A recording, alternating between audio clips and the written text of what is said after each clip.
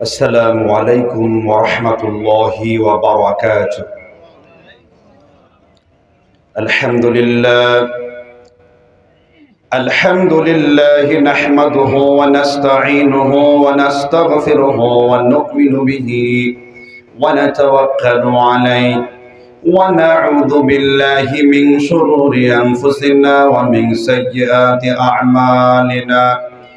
من يهده الله فلا مضل له ومن يضلله فلا هادي له وأشهد أن لا إله إلا الله وحده لا شريك له وأشهد أن محمدا عبده ورسوله الذي أرسله بالحق بشيرا ونذيرا وداعيا إلى الله بإذنه وسراجا وقمرا منيرا.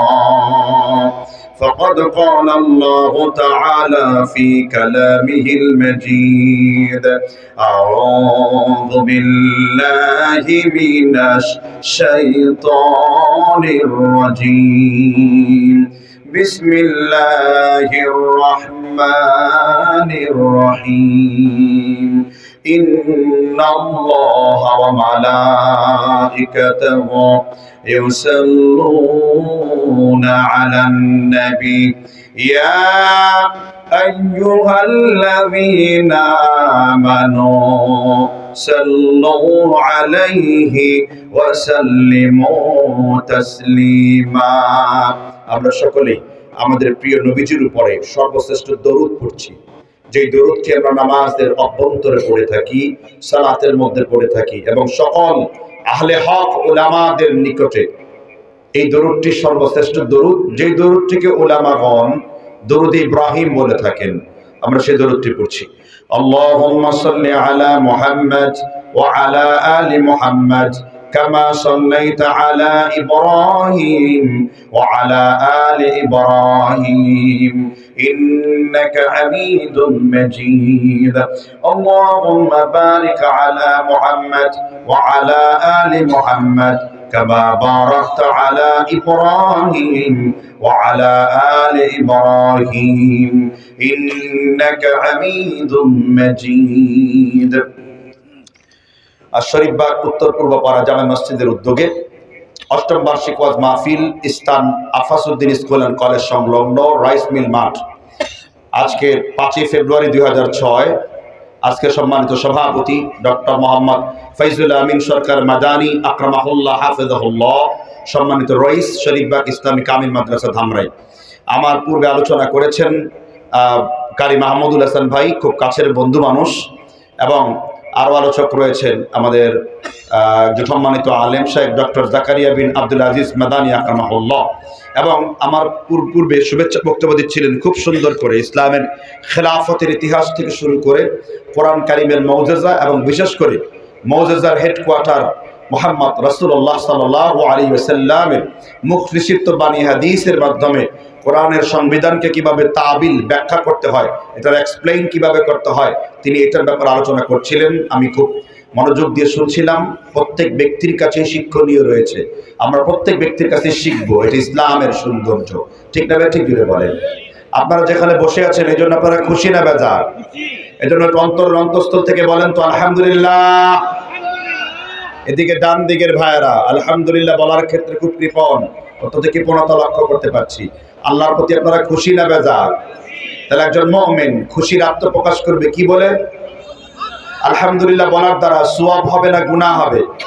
প্রাচীন অনেক কথা আপনারা শুনেছেন এই ব্যাপারে। ইমামে নববী রহমতুল্লাহ আলাইহি কিতাবুল আযকারের 46 নম্বর একটি হাদিসে উল্লেখ করে গেছেন, যখনই আল্লাহর জন্য একজন মুমিন প্রশংসা স্বরূপ আলহামদুলিল্লাহ বলবে, তাবলাউল মিজান, এটা মিজানের শূন্য দাঁড়িপাল্লাকে আমার আল্লাহ ওই গোলামের জন্য সওয়াব দিয়ে পরিপূর্ণ করে দেবেন। সহিহ বুখারীর 27 নম্বর হাদিস, রাসূল আরবি সাল্লাল্লাহু আলাইহি ওয়াসাল্লাম বলেছেন, ওয়া আন আবি হুরায়রা রাদিয়াল্লাহু আনহু قال قال رسول الله صلى الله عليه وسلم أفضل الذكر لا إله إلا الله আফদালুল দুআই আলহামদুলিল্লাহ। তোমরা যত জিকির করেছো আল্লাহর কাছে সবথেকে প্রিয় জিকির হলো, উত্তম জিকির হলো লা ইলাহা ইল্লাল্লাহ। আর তোমরা যত রকমের দোয়া করেছো আল্লাহর সমীপে নিকটে সর্বশ্রেষ্ঠ দোয়া হলো আলহামদুলিল্লাহ। এজন্য অন্তর থেকে বলি আলহামদুলিল্লাহ। এই যে মজলিসে বসে গেছি, এই মজলিসে বসার দ্বারা সওয়াব হয়েছে না গুনাহ হয়েছে? সুনানে তিরমিজি কিতাবুল ইলম হাদিস 65 নাম্বার, আলবানী সহিহ বলে আখ্যায়িত করেছেন। ইমাম তিরমিজি হাদিসটিকে হাসান লি দাতিহি বলে উল্লেখ করেছেন। আল্লাহ রাসূল সাল্লাল্লাহু আলাইহি ওয়াসাল্লাম বলেন, কোন দ্বীনের মজলিস বা ইলম শিখার জন্য আল্লাহর কোন বান্দা যদি একটা পাকে আল্লাহর রাস্তায় বাড়িয়ে দেয়, মান সালাকা তরিকান ইয়ালতামিসু ফীহি ইলমান সাহালাল্লাহু লাহু তরিকান ইলাল জান্নাহ, আল্লাহ তার জন্য জান্নাতের রাস্তাকে একেবারে সহজ করে দেন।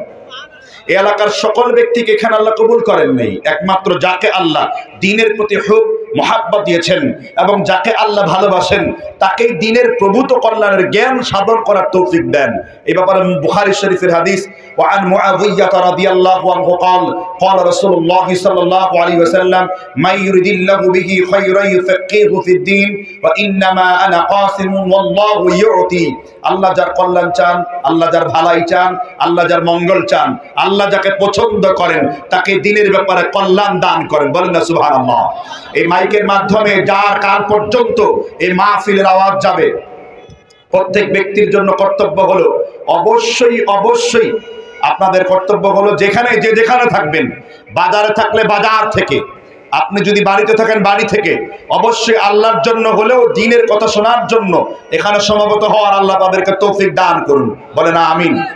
আমরা কারণ চলে গেছে, আমরা সাবরে জামিল ধরবো, আল্লাহ যেন আমাদেরকে উত্তম সবর দান করার তৌফিক দান করেন। বলে না আমিন। আমি আজকে সহজ একটা বিষয় নিয়ে আলোচনা করতে চাই, আল্লাহ যেন আমাদেরকে তৌফিক দান করেন। আমরা এই অন্ধকারের মধ্যে কোরআনের আলো ফুটাতে চাই। সবাই একসাথে আল্লাহর কাছে আশ্রয় চাচ্ছি। সকলে বলেন আউযু বিল্লাহি মিনাশ শাইতানির রাজীম, বিসমিল্লাহির রহমানির রহিম। ظهر الفساد في البر والبحر بما كسبت أيدي الناس। আমি আপনাদের সামনে কোরআন কারীমের 9 নম্বর সূরা রুমের 41 নম্বর আয়াতে কারীমা তেলাওয়াত করেছি। আপনারা তো নিশ্চয়ই কোরআন তেলাওয়াত শুনলে বুঝতে পেরেছেন আমি কোরআনের এই আয়াতের উপর আলোচনা করব। সরল তরজমা, আল্লাহ কি বলেছেন এই আয়াতের মধ্যে। সূরা রুমের 41 নম্বর আয়াত। প্রথমে বলে নিচ্ছি, এই রোম শব্দটা কোন দেশের সাথে পরিচিত আপনাদেরকে জানা আছে? রোম কোন জায়গা? এটা বর্তমানে ইতালির ক্যাপিটাল সিটি রোম সেখানে ইউরোপের একটা বিখ্যাত কান্ট্রি, কিন্তু এটা এই রোম সম্পর্কে আলোচনা করা হয় নাই। কারণ তখন তুরস্ক, আজারবাইজান, পুরা এলাকাটা, জর্দান, ফিলাডেলফিয়া সহ প্রত্যেকটা এলাকা এটা রোম শহরের কর্তলগত ছিল, অন্তর্ভুক্ত ছিল। তো রোম দেশও আল্লাহর রাসূল সাল্লাল্লাহু আলাইহি ওয়াসাল্লামের সাহাবীরা রোম দেশও বিজয় লাভ করেছিলেন। এই ব্যাপারে বুখারী শরীফের কিতাবুল মাগাজির 4075 নম্বর হাদিস, আল্লাহ রাসূল বলেছেন আউয়ালু জাইশিম মিন উম্মতি ইয়াগজুনাল বাহরা ফাকাদ আউজাবু। আল্লাহর কোন বান্দা যদি সমুদ্রের পথে যুদ্ধে অংশগ্রহণ করে তাহলে আল্লাহ তার জন্য জান্নাতকে ওয়াজিব করে দেবেন। সুবহানাল্লাহ। কেউ যদি সমুদ্রের পথে যুদ্ধে অংশগ্রহণ করে আল্লাহ তার জন্য জান্নাতকে কি করে দেবেন? ওয়াজিব করে দেবেন। তাহলে বুঝলাম যে রোম দেশে এটা অবতীর্ণ হয়েছে, কারণ রোম মুসলিমদের জয় লাভ হয়েছে। আর আল্লাহ তাআলা অত্র আয়াতে কি বলেছেন ওই আয়াতের উপর তাফসীর হবে ইনশাআল্লাহ। আল্লাহ বলেছেন যাহারাল ফাসাদু ফিল বাররি ওয়াল বাহরি, এই পৃথিবীর জলে এবং শুকনাতে, জলে এবং স্থলে, পানিতে এবং শুকনাতে তোমরা যত বিপদ দেখতে পাও না কেন এইগুলো তোমাদের নিজেদের দুই হাতের কামাই। এজন্য যত বিপদ আমাদেরকে মুসিবত আমাদের স্পর্শ করে এগুলো সব হলো কয় হাতের কামাই? আমাদের নিজেদের দুই হাতের কামাই। তো এই ব্যাপারে বর্তমান আধুনিক মুফাসসিরদের মধ্যে একজন সৈয়দ কুতুব শহীদ, যদিও তিনি ইখওয়ানুল মুসলিমিনের ব্যক্তি ছিলেন, তারপর কোরআন সুন্নাহর কিছু কথা তার থেকে নেওয়া যায়। সেখানে স্পষ্ট তাফসীর করা আছে এই আয়াতের আলোকে। আরব জাহানের বিখ্যাত আলেম ডক্টর আব্দুল্লাহ খাতির রাহিমাহুল্লাহ তিনি একটি চমৎকার কথা উল্লেখ করেছেন যে মুসলিমদের উম্মার বিপর্যয়ের কারণ কতগুলো। তিনি 10টি বড় কারণ উল্লেখ করেছেন। কয়টি কারণ? 10টি উম্মাতের বিপর্যয়ের নৈতিক পদস্থলের কারণ তিনি উল্লেখ করেছেন। এই কারণে মুসলিম উম্মা একেবারে শেষ হয়ে গেছে। আমরা প্রথম কারণ থেকে আমরা সামনের দিকে যাব ইনশাআল্লাহ। কেন আল্লাহ তাআলা আমাদেরকে দহারাল ফাসাদু ফিল বাররি ওয়াল বাহরি বিমা কাসাবাত আইদিন নাস, কেন জলে এবং ডাঙাতে এত বিপদ মুসিবত আমাদেরকে আক্রমণ করছে? প্রথম হলো, 1 নাম্বার হলো আমাদের তাওহীদের বিচ্যুতি ঘটা। কিসের বিচ্যুতি ঘটা? তাওহীদ। কিসের বিচ্যুতি ঘটা? তাওহীদের বিচ্যুতি ঘটা। অর্থাৎ আমার আপনার তাওহীদ সম্পর্কে কোনো জ্ঞান ধ্যান ধারণা না থাকার জন্য মুসলিম উম্মারা শিরক, কুফর, তাগুত এবং আকীদাগত বেদাত, আকীদাগত মুনাফিকের সাথে জড়িয়ে পড়ছে। ঠিক না? ঠিক জুড়ে বলেন। আল্লাহ তাআলা প্রথম শিখতে বলেছেন, সেই জিনিসটা কোনটা? তাওহীদ। কোন সূরা? সূরা মুহাম্মাদের 19 নম্বর আয়াতে আল্লাহ আলোচনা করছেন, ফাআলাম আন্নাহু লা ইলাহা ইল্লাল্লাহ, তোমরা সর্বপ্রথম জানো লা ইলাহা ইল্লাল্লাহর ব্যাপারে। কার ব্যাপারে জানো? লা ইলাহা ইল্লাল্লাহর ব্যাপারে। এখানে লা ইলাহা ইল্লাল্লাহ আপনারা সবাই জানেন তো। তাওহীদের কালেমা কোনটা? পুরাটা বলেন। আচ্ছা, লা ইলাহা ইল্লাল্লাহ মুহাম্মাদুর। আমরা আমাদের সহিহ আকীদার আলেমদের মধ্যেও, আমি নাম উল্লেখ করে কখনোই বক্তব্য এখন করি না, এটা ব্যক্তিত্বের খেলাফ। সহিহ আকীদার অনেক আলেমরা বক্তব্য দিয়েছেন যে লা ইলাহা ইল্লাল্লাহ মুহাম্মদ রাসূলুল্লাহ, এটা একসাথে পড়াও যাবে না, একসাথে লেখাও যাবে না। এটা চরম বাড়াবাড়ি এবং চরম দৃষ্টতা। এই মর্মে হাদিস এসেছে মোট 27টি। কয়টি? খুব খেয়াল করে শুনবেন। লা ইলাহা ইল্লাল্লাহ মুহাম্মদ রাসূলুল্লাহ, এই মর্মে হাদিস এসেছে কয়টি? 27টি। এর মধ্যে 26টি হাদিসের সনদের মধ্যে ভুল ত্রুটি রয়েছে। কয়টা হাদিসের? কিন্তু একটি হাদিস সহিহ ইবনে হিব্বান এবং ইমাম বাইহাকি আসমা ওয়া সিফাতের 15 নম্বর পৃষ্ঠাতে একটি হাদিসে, এবং ইমাম হিব্বান মাজরুহিন মিনাল মুহাদ্দিসিন এই কিতাবের 14 নম্বর পৃষ্ঠাতে সহিহ সনদে একটি হাদিস আনা হয়েছে, কালিমাতুত তাকওয়া লা ইলাহা ইল্লাল্লাহ মুহাম্মদ রাসূলুল্লাহ। উক্ত সনদে বুখারীতে 11টি হাদিস, মুসলিম শরীফে 17টি হাদিস, তিরমিজিতে 8টি হাদিস, ইবনে মাজাহতে 7টি হাদিস, এবং আপনার মাজমাউজ জাওয়ায়েদে ইমাম হাইসামি রাহমাতুল্লাহ আলাইহি এই সনদে 42টা হাদিস বর্ণনা করেছেন। তার মানে এটার সনদ শক্তিশালী। এই সনদ দ্বারা প্রমাণ হয় যে লা ইলাহা ইল্লাল্লাহ মুহাম্মদ রাসূলুল্লাহ, এটা একসাথে পড়াও যাবে, এটা একসাথে কি লেখাও যাবে, বরং এটা বাড়াবাড়ি। আর আল্লাহ কোরআনে নিষেধ করেছেন লা তাগলু ফিদ্দিন, তোমরা ধর্মের মধ্যে কোনো বাড়াবাড়ি করো না। সুস্পষ্ট দলিল থাকলে তাহকিক না করে, তাখরিজ না করে দ্বীনের ব্যাপারে কোনো কথা বলা, এটা গুরামি এবং অন্ধ অনুসরণ করা। আর ইসলামে তাআসসুব করা, গুরামি করার এই ধরনের সংকীর্ণ মনার কোনো সুযোগ নাই। হাদিস যদি সহিহ হয়, প্রমাণ যদি সহিহ হয়, বিধান যদি সহিহ হয়, সেই ব্যাপারে আমরা মাথাকে নত করে ওয়াকাদ সাল্লাইতা ওয়া ইউসাল্লিমু তাসলিমা, আমার শির এবং গুরামিকে নত করে আমরা রাসূলের কথার উপরে পরিপূর্ণ আত্মসমর্পণ করব। ঠিক না? ঠিক জুড়ে বলে। তাহলে লা ইলাহা ইল্লাল্লাহ মুহাম্মদ রাসূলুল্লাহ, এটা একসাথে পড়াও যাবে, লেখাও যাবে। আব্দুল্লাহ ইবনে মুবারাক কিতাবুজ জিহাদের মধ্যে লা ইলাহা ইল্লাল্লাহ মুহাম্মদুর রাসূলুল্লাহ একসাথে পড়েছেন, লিখেছেন। ফাতওয়া নাজিরিয়ার মধ্যে নাজির আহমেদ দেহলভী লা ইলাহা ইল্লাল্লাহ মুহাম্মদুর রাসূলুল্লাহ একসাথে লিখেছেন, পড়েছেন। এছাড়া মুসলিম শরীফের বাবের মধ্যে ইমাম মুসলিম লা ইলাহা ইল্লাল্লাহ মুহাম্মদুর রাসূলুল্লাহ একসাথে লিখেছেন এবং পড়েছেন। ফাতওয়া নাজিরিয়ার মধ্যে আল্লামা নাজির আহমেদ দেহলভী আহলে হাদিসের বিশাল উজ্জ্বল নক্ষত্র লা ইলাহা ইল্লাল্লাহ মুহাম্মদুর রাসূলুল্লাহ একসাথে পড়েছেন, লিখেছেন। ইবনে উসাইমিন ফাতওয়া উসাইমিনের 14 পৃষ্ঠার মধ্যে তিনি একসাথে লা ইলাহা ইল্লাল্লাহ মুহাম্মদুর রাসূলুল্লাহ লিখেছেন, পড়েছেন। শাইখুল ইসলাম ইবনে তাইমিয়া মাজমুআতুল ফাতওয়ার 37 খণ্ড সমাপ্ত।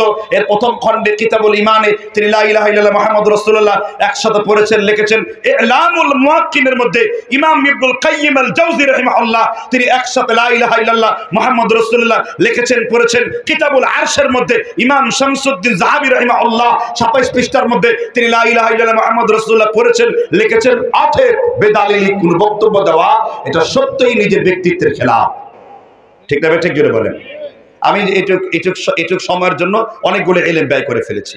মূল কথা ছিল মুসলিম উম্মার বিভক্তির বিপর্যয়ের প্রথম কারণ হলো তাওহীদ ঠিক না থাকা। কি ঠিক না থাকা?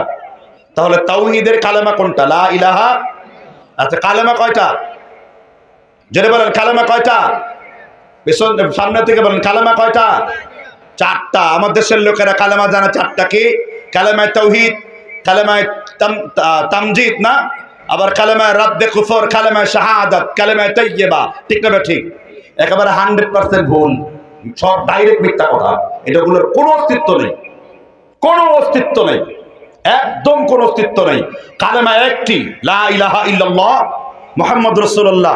আশহাদু, আমরা সাক্ষ্য দিয়েছি। ওয়াহিদ মুতাকাল্লিম, নাশহাদু মানে আমি সাক্ষ্য দিয়েছি, নাশহাদু আমরা সবাই সাক্ষ্য দিয়েছি, জামুয়ে মুতাকাল্লিম। তাহলে আপনি যখন সাক্ষ্য দেবেন, সাক্ষ্য দেওয়ার বাক্য হবে আশহাদু আল্লা ইলাহা ইল্লাল্লাহ ওয়া আশহাদু আন্না মুহাম্মাদান আবদুহু ওয়া রাসূলুহু। ঠিক না? ঠিক জুড়ে বলেন।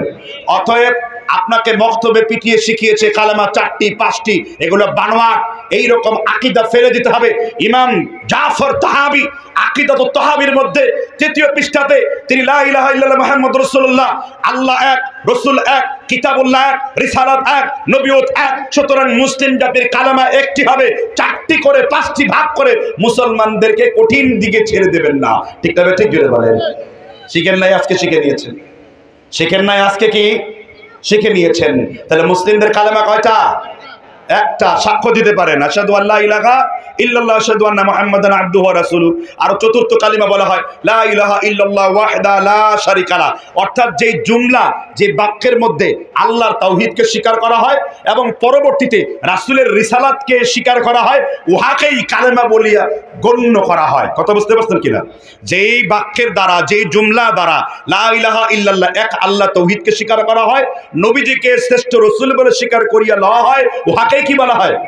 তাওহীদ বলা হয়। আমি বলছিলাম আমাদের তাওহীদ ঠিক না। এবার আসেন, এতক্ষণ পর্যন্ত খুব জ্ঞানের ফুলঝুরি আপনারা শুনলেন, আপনারা জানলেন, মাহফিল শুনতে এসেছেন। আমি এবার আপনাদেরকে জটিল একটা প্রশ্ন করি।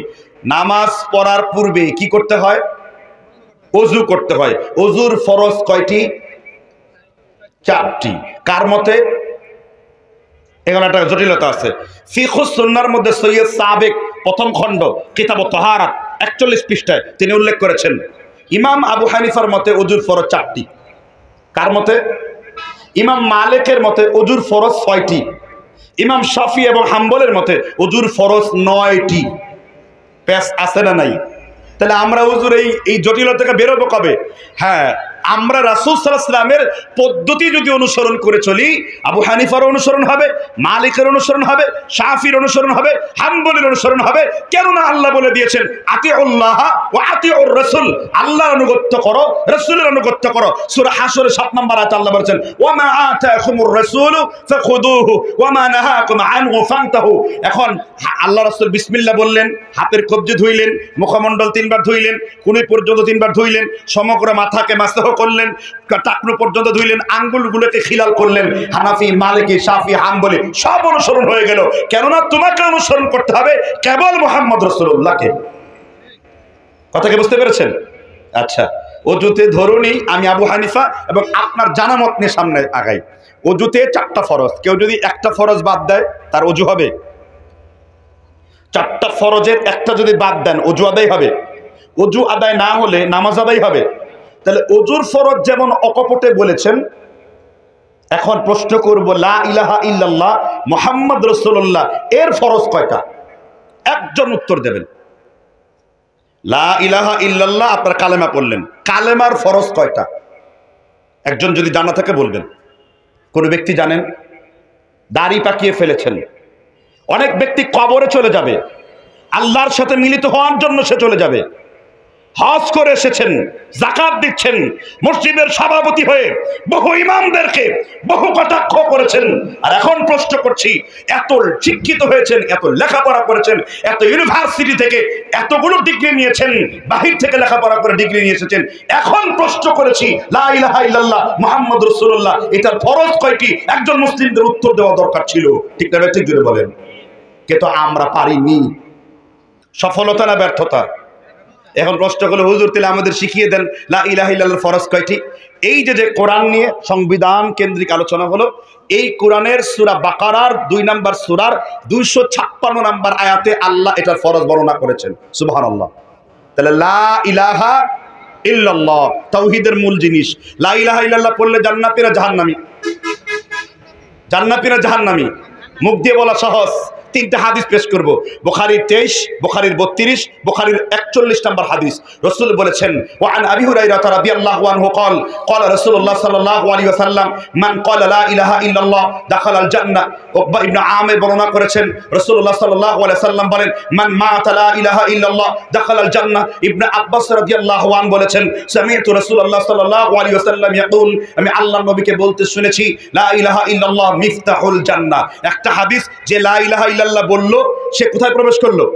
দ্বিতীয় হাদিস যে লা ইলাহা ইল্লাল্লাহর উপর মৃত্যুবরণ করলো সে কোথায় প্রবেশ করলো? তৃতীয় হাদিস লা ইলাহা ইল্লাল্লাহ আব্দুল্লাহ জান্নাতের চাবি। হে আব্দুল্লাহ ইবনে আব্বাস, আমার চাচাতো ভাই, পৃথিবীতে এমন কোন চাবি আছে যেই চাবি ছাড়া কি তালা খুলবে? তখন ইবনে আব্বাস বলেন, ইল্লা বিল ইসনান, হে আল্লাহর রাসূল, কোন চাবি ছাড়াই তো তালা খুলবে না। তো লা ইলাহা ইল্লাল্লাহর 7টা চাবির মধ্যে 7টা দাঁত আছে, দাঁতওয়ালা চাবি দিয়ে তালা খুলতে হয়। জান্নাতের গেট দাঁতওয়ালা চাবি দিয়ে খুলতে হবে। আব্দুল্লাহকে আল্লাহ রাসূল শিখালেন লা ইলাহা ইল্লাল্লাহর মধ্যে 7টা শর্ত রয়েছে। কয়টা শর্ত? 7টা শর্ত রয়েছে। আর লা ইলাহা ইল্লাল্লাহর 2টা ফরজ যা কোরআন কারিমে রয়েছে। হুজুর এইটাকে আপনি নিজে বলেছেন? কখনো নয়। ইমামে আব্দুল ওয়াহাব নাজদি কিতাবুত তাওহীদ এর 1 নম্বর পৃষ্ঠাতে, এছাড়া আল্লামা ইমাম তাইমিয়া আকিদা ওয়া সিতিয়ার 6 নম্বর পৃষ্ঠার মধ্যে, ফিকুল আকবরের মধ্যে ইমামে আজম আবু হানিফা রাহিমাহুল্লাহ, ফিকুল আওসাতের মধ্যে মোল্লা আলী কারি রাহিমাহুল্লাহ 7 নম্বর পৃষ্ঠাতে তিনি এই ফরজগুলো বর্ণনা করেছেন। লা ইলাহা ইল্লাল্লাহর ফরজ হলো 2টা। কয়টা? এই বলেন 2টা কি কি? কোরআনের আয়াত পেশ করব, দলিল ক্লিয়ার হয়ে যাবে, ঠিক না? ঠিক। সূরা বাকারার কত নম্বর আয়াত? 256 নম্বর আয়াত। আল্লাহ কি বলছেন? ফামান ইয়াকফুর বিত-তাগুতি ওয়া ইউমিন বিল্লাহি ফাকাদ ইসতামসাকা বিল উরওয়াতিল উসকা লা ইনফিসামা লাহা ওয়াল্লাহু সামিউন আলীম। সুবহানাল্লাহ বলেন। অনুবাদ, ফামান ইয়াকফুর বিত-তাগুত, আল্লাহ তাআলা নির্দেশ প্রদান করলেন যারা অস্বীকার করবে তাগুতকে। 1 নাম্বার কাকে অস্বীকার করবে? কাকে? তাগুতকে অস্বীকার করবে। কাকে? জোরে বলেন, কাকে? হুজুর, আপনি যে তাগুত শব্দটা বলেছেন, এই তাগুত শব্দটা এই জীবনে কোনোদিন শুনি নাই, কিংবা শুনলেও এর ব্যাখ্যা বুঝি নাই। এটার ব্যাখ্যা বুঝিয়ে দেওয়ার জন্য আমাকে মাহফিলের এই বিষয়ে আমি নিয়েছি। কারণ তৌহিদ যদি শুদ্ধ না হয়, আপনার নামাজ, রোজা, হজ, যাকাত কিছুই শুদ্ধ হবে না। তাহলে আল্লাহ তাআলা বলছেন আগে অস্বীকার করো কাকে? তাগুতকে। কাকে? তাগুতকে। কে বলছেন? কোন সূরা? সূরা আল বাকারা, ভার্স নং 256। বুঝতে পারছেন কিনা? ক্রিস্টাল ক্লিয়ার, একদম পরিপূর্ণ আল্লাহ ক্লিয়ারিটি করে এখানে আলোচনা করেছেন। আগে অস্বীকার করো কাকে? তাহলে লা ইলাহা ইল্লাল্লাহর ফরজ কয়টা? 2টা।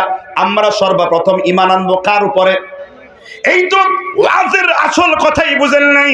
আল্লাহ বললেন আমি আল্লাহর উপর আগে ঈমান আনতে হবে না। যেমন লা ইলাহা ইল্লাল্লাহর অনুবাদ করেন লা মানে কি? নাই। ইমামে আব্দুল ওয়াহাব বলেন 29টি বিষয়কে যখন একজন ব্যক্তি অস্বীকার করবে তখন লা ইলাহা, কে ছাড়া?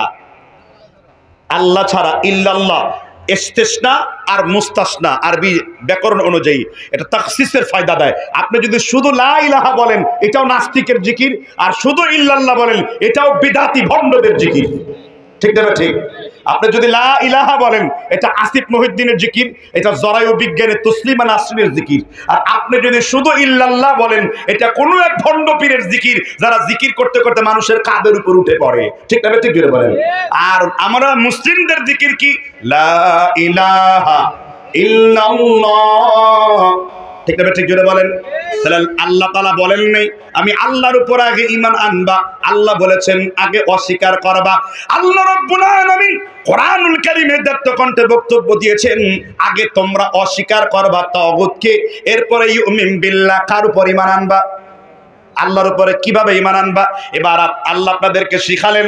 আপনারা বাসের হ্যান্ডেল দেখেছেন, আপনারা খাবারের সময় জগ এইরকম ধরনের দেখেছেন, আবার ছাতার ডান্ডাগুলোকে দেখেছেন। আল্লাহর শব্দ চয়ন বড় চমৎকার করে তিনি বলেছেন ফাকাদ ইসতামসাকা বিল উরওয়াতিল উসকা লা ইনফিসামা লাহা আল্লাহু সামিউন আলীম।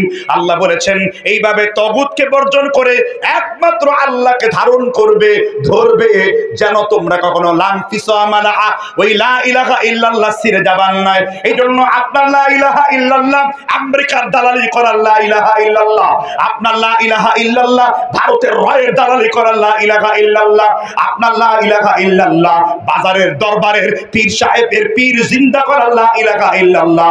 আর মুহাম্মদ রাসূলুল্লাহ লা ইলাহা ইল্লাল্লাহ বিপ্লবী লা ইলাহা ইল্লাল্লাহ। এই জন্য আপনি খালিস দিলে লা ইলাহা ইল্লাল্লাহ বুঝে পড়লে তারপর আপনার জন্য জান্নাত। ঠিক না? ঠিক ঠিক এখনো আপনি বুঝেন নাই, তাগুতের তো ব্যাখ্যাই দেয়নি আপনাকে এখনো। তাহলে ফরজ শিখলেন, কয়টা ফরজ? এক হলো তাগুতকে কি, তারপরে কারো পরিমাণ আনা। এবার প্রশ্ন হলো তাগুত কাকে বলে? আমার মতো রুই, কাতলা, মৃগেল, ইলিশ, দশশিকা, পাঁচশিকা, সাদা নেতা, কালা নেতা, ধলা নেতা আমার ব্যাখ্যা দেওয়া দরকার নেই। ব্যাখ্যা দিয়েছেন ইসলামের স্কলারগণ। প্রথম স্কলার ইমামে আবু হানিফা রাহিমাহুল্লাহ ফিকহুল আকবরের 17 পৃষ্ঠা 13 পৃষ্ঠাতে উল্লেখ করেছেন যে তাগুত কাকে বলে। জানার ইচ্ছা দরকার কিনা? তাগুত কাকে বলে জানতে হচ্ছে দরকার কিনা? ইমাম আবু হানিফা বলেছেন কুল্লু মা'বুদিন মিন দুনিল্লাহ, আল্লাহ ছাড়া যার আইন মেনে নেওয়া হয়, আল্লাহ ছাড়া যার বিধান মেনে নেওয়া হয়, আল্লাহ ছাড়া যার ইবাদত মানিয়ে নেওয়া হয়, আল্লাহ ছাড়া যে গায়রুল্লাহর কথা মানিয়ে নেওয়া হয়, সেই ব্যক্তি কি? তাগুত। ঠিক না? ঠিক। তামবিহুল গাফিলিন, আমি কিন্তু আপনার কাছে মনে হয় নাই যেন আমি পাশের বাড়ির মৌলবীর নাম বলেছি। তামবিহুল গাফিলিন এই বইয়ের লেখক ইমাম বুখারীর আগের যুগের, সুবহানাল্লাহ বলেন, ফকিহ আবুল্লাহ সমরকন্দি। বই হলো তামবিহুল গাফিলিন। এই বইয়ের ভূমিকার মুকাদ্দামাত উল্লেখ করা আছে তাগুত কাকে বলে। তিনি বলছেন তুগিয়ানুল বাহর, সমুদ্রের পানি, বন্যার পানি যখন কোনো এলাকায় ঢুকে পড়ে, বন্যার পানি যেমন 4 দিক থেকে ছড়িয়ে পড়ে, যখন কোনো জায়গায় তাগুত বসে পড়ে, তাগুতের বিভিন্ন সব কিছু 4 দিক থেকে ছড়িয়ে পড়ে। সচিব তার দ্বারা নিয়ন্ত্রিত হয়, পুলিশ তার দ্বারা নিয়ন্ত্রিত হয়, ঘর তার দ্বারা নিয়ন্ত্রিত হয়, বাড়ি তার দ্বারা নিয়ন্ত্রিত হয়, স্কুল তার দ্বারা নিয়ন্ত্রিত হয়, এলাকা তার দ্বারা নিয়ন্ত্রিত হয়, মাঠ তার দ্বারা নিয়ন্ত্রিত হয়। বন্যার পানির মতো 4 দিকে ছড়িয়ে পড়ে, কারণ সে নিজেই আল্লাহর বিধান অস্বীকার করে না, আরো মানুষকে সে অস্বীকার করতে কি করে? বাধ্য করে। সংজ্ঞা বুঝছেন তো? আমি সংজ্ঞা দিচ্ছি ইমামদের কওল অনুযায়ী। তাহলে এখন তাগুত কেমন জিনিস? তাগুত কি কোনো মানুষ হতে পারে? তাগুত কি কোনো মানুষ হয়? যদি আপনারা আলোচনা বুঝে থাকেন তাহলে বুঝবেন। মোটা দাগে যে নিজে আল্লাহর বিধান মানে না, আরেকজনকে মানতে দেয় না, সে কি? তাগুত। এবার কোরআনে আল্লাহ উদাহরণ দিয়েছেন তাগুতকে। আল্লাহর উদাহরণ কি আপনাদের শুনতে মনে চায়? এইবার আল্লাহ উদাহরণ দিলেন তাগুত কাকে বলে। আল্লাহ বলছেন ইযহাবু ইলা ফিরআউনা ইন্নাহু তাগা। কে বলছেন? আল্লাহ। কাকে বলছেন? ইযহাবু ইলা ফিরআউনা ইন্নাহু তাগা। ও মুসা, তুমি ফেরাউনের কাছে যাও, কারণ ফেরাউন কি হয়ে গেছে? আল্লাহ ফেরাউনের নাম ধরে বলেছেন ইন্নাহু তাগা, ফেরাউন তাগুত হয়ে গেছে। ফেরাউন কি হয়ে গেছে? কি জন্য তাগুত হয়েছে? এই আয়াতের তাফসীর করতে যে ইমাম আব্দুর রহমান সাদি, আবার দেলোয়ার হোসেন সাইদি না, ইমাম আব্দুর রহমান সাদি রাহমাতুল্লাহ আলাইহি, যার ফতোয়া আপনারা খুব বেশি পড়েন, বিশেষ করে আহলে হাদিস সমাজে। ইবনে উসাইমিনকে চিনেন তো? ইবনে উসাইমিনের নাম শুনেছেন না? ইবনে উসাইমিনের সরাসরি উস্তাদ হলো আব্দুর রহমান সাদি। এই তাফসীরটি 4 খণ্ড আরবিতে লেখা আছে। আপনাদের দেশের লোকেরা কিছু হলেই ভুলভাল কোরআনের তাফসীরের দিকে যান, কিন্তু আরব জাহানের লোকেরা কোরআনের তাফসীর বলতে 2টা তাফসীরকে বুঝেছেন। একটা বৃহৎ আকারে ইবনে কাসির রাহিমাহুল্লাহর, আর আরেকটা সংক্ষিপ্ত আকারে আব্দুর রহমান সাদির তাফসীর সাদির ভিতরে। তাফসীরে সাদির ভিতরে আব্দুর রহমান সাদি ফেরাউনের একটা কওল উল্লেখ করেছেন, আব্দুল্লাহ ইবনে আব্বাস উল্লেখ করেছেন, কাতাদা উল্লেখ করেছেন। ফেরাউনকে প্রশ্ন করা হলো মান খলাকাল জিবালা, পাহাড়গুলো কে সৃষ্টি করেছেন? মান খলাকাল শাজারা, গাছগুলোকে কে সৃষ্টি করেছেন? মান খলাকাল আর, জমিনকে কে সৃষ্টি করেছেন? মান নাযালা আসমাও, আকাশ থেকে কে বৃষ্টি বর্ষণ করেন? ফেরাউন বলল পাহাড় সৃষ্টিকারী আল্লাহ, গাছপালা সৃষ্টিকারী আল্লাহ, জমিন সৃষ্টিকারী আল্লাহ, আকাশ থেকে বৃষ্টি বর্ষণ যে করান সেটাও আমার আল্লাহ। তাহলে ফেরাউনের সাথে মুসার কেন দ্বন্দ্ব রয়েছে? এবার ফেরাউনের বক্তব্য আল্লাহ নোট করে সূরা আবাসার মধ্যে বলে দিয়েছেন। আল্লাহ তাআলা ফেরাউনের মুখ থেকে বললেন, ফেরাউন লোকদেরকে একসাথে ডাকলেন, ফাহাশারা ফানাদা, লোকদেরকে ডেকে বললেন, আনা রাব্বুকুমুল আ'লা, আমি তোমাদের মধ্যে সবথেকে বড় রব। এবার লোকেরা বলল, আসমানে থাকা রব নাকি? ফেরাউন বলল, আসমানে থাকা রব নই, আনা মালিকুল মিসর, মিশরের অধিবাসী আমি। মিশর আমার আইনে চলবে, মিশর আমার বিধানে চলবে। আমি যেই আইনটা মিশরের মধ্যে করব, ওই আইন অনুযায়ী তোমাকে চলতে হবে। আর মুসা আলাইহিস সালাম বলেছেন, না, আমি মিশরের জমিনটা আল্লাহর, আর মিশরের জমিনে একমাত্র আল্লাহর আইন চলবে। জুড়ে বলেন ঠিক না ঠিক? কারণ একজন মুমিনের, একজন মুসলমানের আইনের একচ্ছত্র ক্ষমতার মালিক কে? আমার বক্তব্য না, আমি 17টা আয়াত আপনার সামনে পেশ করব। সূরা ইউসুফের 40 নম্বর আয়াত আল্লাহ জানিয়েছেন, ইনিল হুকমু ইল্লা লিল্লাহ। আল্লাহ তাআলা সূরা আরাফ আলোচনা করেছেন, আলা লাহুল খালকু ওয়াল আমর তাবারাকাল্লাহু বিরাব্বিল আলামিন।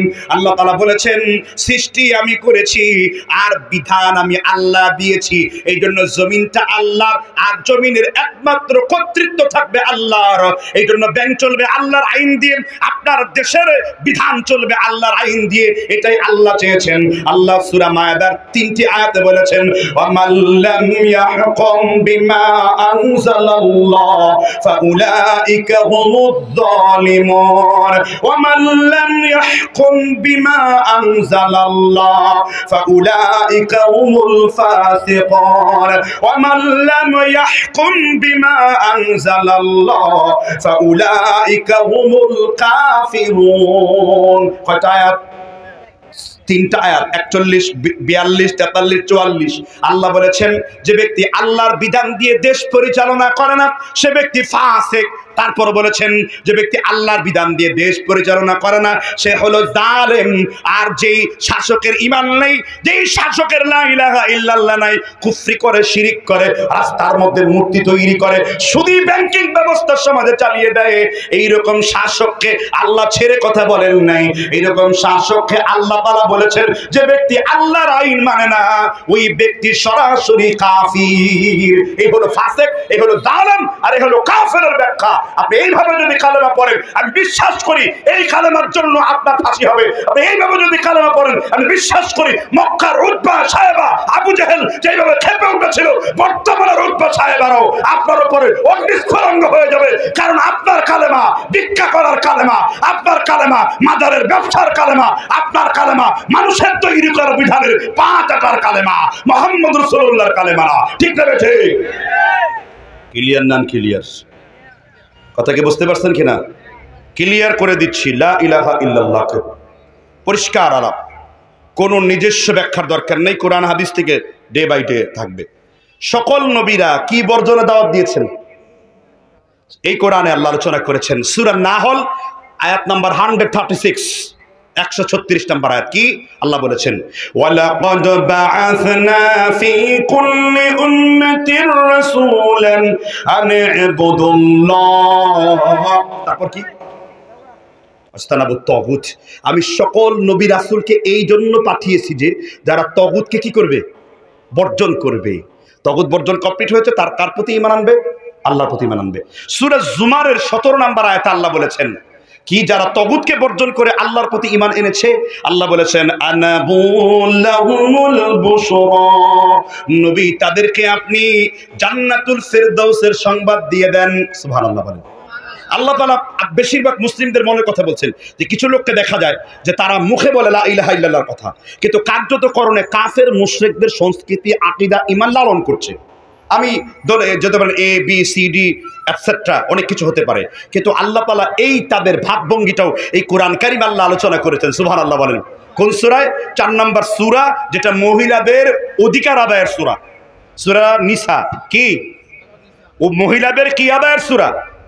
ইসলামের যে ল্যান্ডগুলো আপনি ডিভাইড করবেন, ভাগ করবেন, এটা ক্লাসিফিকেশন কীরকম হবে, ছেলে কতটুকু পাবে, মেয়ে কতটুকু পাবে, আপনি একাধিক স্ত্রী রেখে গেলে তার হকটা কী হবে, বাবা আগে মারা গেলে সন্তান জীবিত থাকলে দাদা কীভাবে সম্পত্তি বন্টন করবে, এই সকল সম্পত্তি মেরাসের সকল আয়াতগুলো আল্লাহ কোন সূরায় ভরে দিয়েছেন?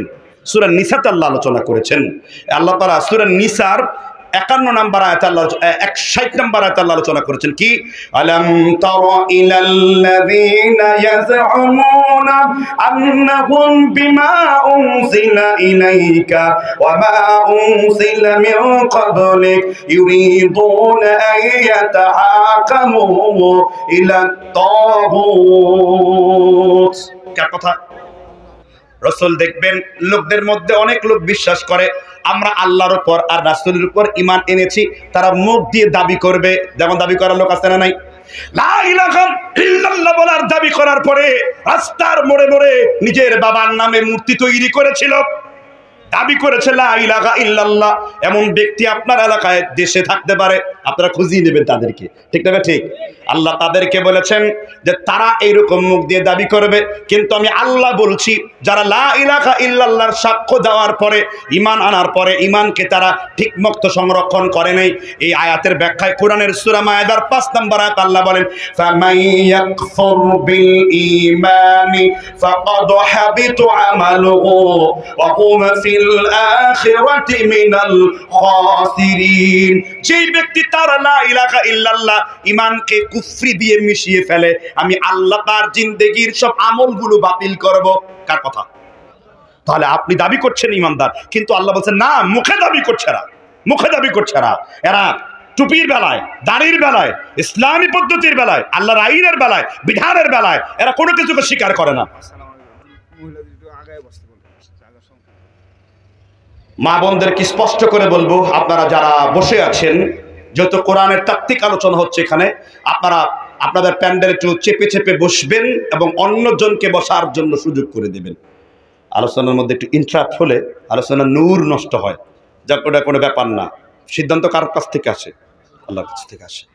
তাহলে আপনি বলেন মুখ দিয়ে দাবি করে এমন অনেক লোক আছে না? আচ্ছা, আল্লাহ তাগুত শব্দটা এই কোরআনে 8টা আয়াতে বর্ণনা করেছেন। কয়টা আয়াতে? আর তাগুত শব্দটা ইয়াতগা, তাতগা, এরকম আল্লাহ তাআলা 50টি আয়াত অবতীর্ণ করেছেন। তার মানে আপনি যদি বলেন যে এটা মিথ্যা কথা বলছে, আপনি 50টা আয়াত অস্বীকার করলেন। আর কাফের হওয়ার জন্য কোরআনের একটা আয়াতের সামান্য জুজ অস্বীকার করলে সে কি হয়ে যাবে? কাফের হবে। কেমন কাফের? বিন বাস রাহিমাহুল্লাহ নওয়াকিজুল ঈমান বুঝাতে যে তার যে মাজমাতুল ফতোয়া রয়েছে, সে কুফরে বাওয়া করেছে, মানে এমন কাফের সে কালেমা শাহাদা না দিলে আর এই অবস্থায় মৃত্যুবরণ করলে ফি নারি জাহান্নামা খালিদিনা ফিহা আবাদা, চিরজীবনের জন্য সে কোথায় থাকবে? আচ্ছা আপনি বলেন তো, এই দেশের শত শত তাফসির মাহফিলে এইভাবে লা ইলাহা ইল্লাল্লাহ ধরে ধরে বুঝিয়ে বুঝিয়ে আলোচনা হয় আমার দেশে? খুব কম হয়। কেন হয় না? কারণ বেশিরভাগ লোকদের বক্তারও তাওহীদ বুঝে না, শ্রোতাও তাওহীদ বুঝে না, বক্তা আমল বুঝে। এখন যদি আমি এখানে কানা ধরে বলতাম আরে জাবেরের বিবি, আমার নবীকে রুটি দে, গোশত দেন, নবীর খিদা লাগিয়া গেছে, জাবেরের বিবি আমার নবীকে দেখে গুন গুন করে গান গাইতেছে, আকাশেতে লক্ষ তারার জোনাক জ্বলেছে, আল্লাহ তাআলা রহমতের দুয়ার খুলেছে। মহিলারা ওয়াজ শুনে বলতে হুজুর কেমন ওয়াজ করলেন, চোখের পানিগুলো দর দর করে পড়ছে। কিন্তু মানুষের কাছে আল্লাহর তাওহীদ প্রতিষ্ঠিত নাই, কারণ শিরক বেদাত প্রতিষ্ঠিত, বদ আমল প্রতিষ্ঠিত। এই জন্য মানুষ তাওহীদের বক্তব্য বুঝে না, বুঝতে চায় না, ঠিক না? ঠিক বলে। কিন্তু আসল কি? আসল তাওহীদ, আসল কি তাওহীদ? এই যে তাওহীদের যে ভাঙাচুর অবস্থা, কিছুই বুঝেন না, আরো বাকি আছে। এখনো পর্যন্ত আপনি চিনেন নাই যে আল্লাহকে আপনি কিভাবে বুঝবেন। তাহলে তাগুত সম্পর্কে কোরআনে কয়টা আয়াত আছে? 8টা। আর তাগুত শব্দ দ্বারা বিশ্লেষণ সহকারে কয়টা আয়াত? 50টা। কয়টা? 50টা। এখন যে ব্যক্তি তাগুত হয়ে যাবে সে জান্নাতে যাবে না জাহান্নামে যাবে? কে বলছেন? কয়দিন জন্য?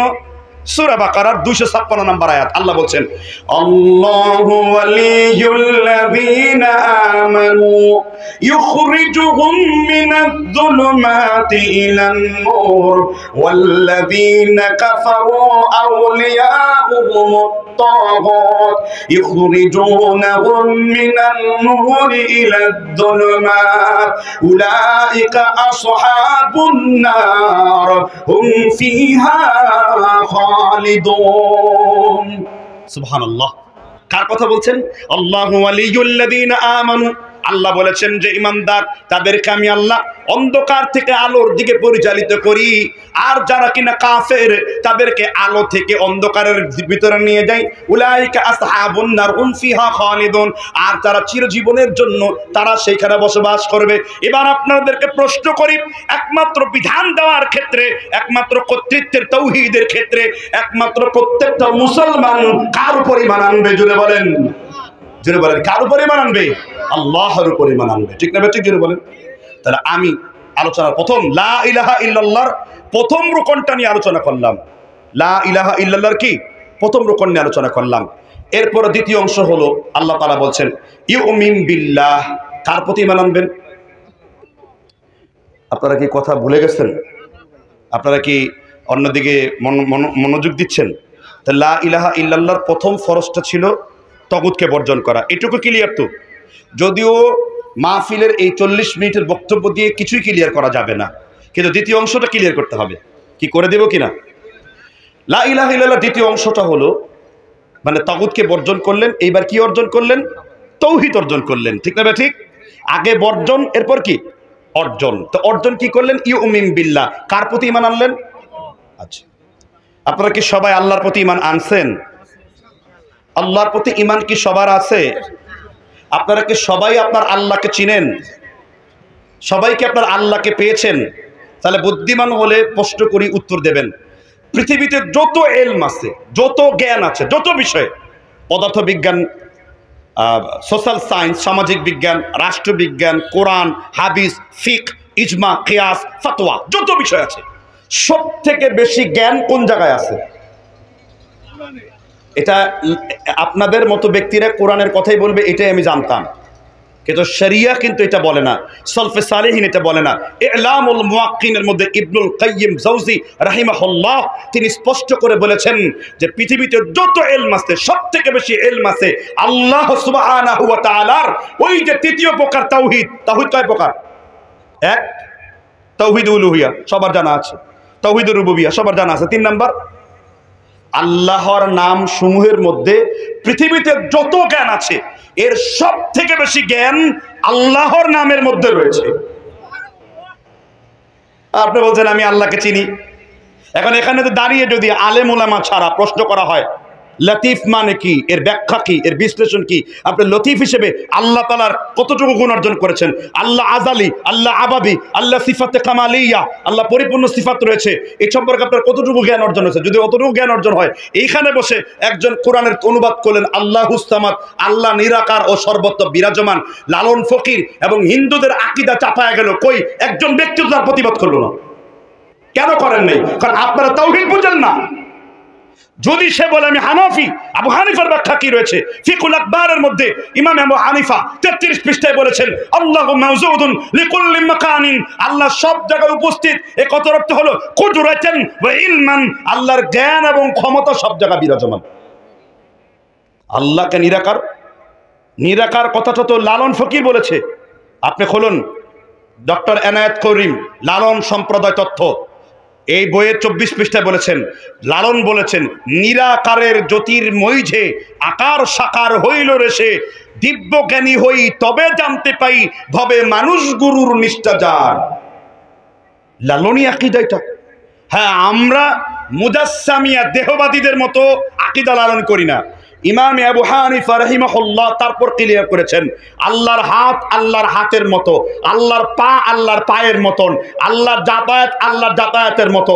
আর রহমানু আলাল আরশি ইস্তাওয়া, ফতোয়া ইলমিয়ার মধ্যে আমার উস্তাদ আল্লামা শেখ জুবায়ের আলী যাই রাহিমাহুল্লাহ মুহাদ্দিসুল আসার, তিনি আর রহমান আলাল আরশি ইস্তাওয়ার ব্যাখ্যা করেছেন আল্লাহ আরশ প্রার্থী, আল্লাহ আরশের উপরে উঠেছেন।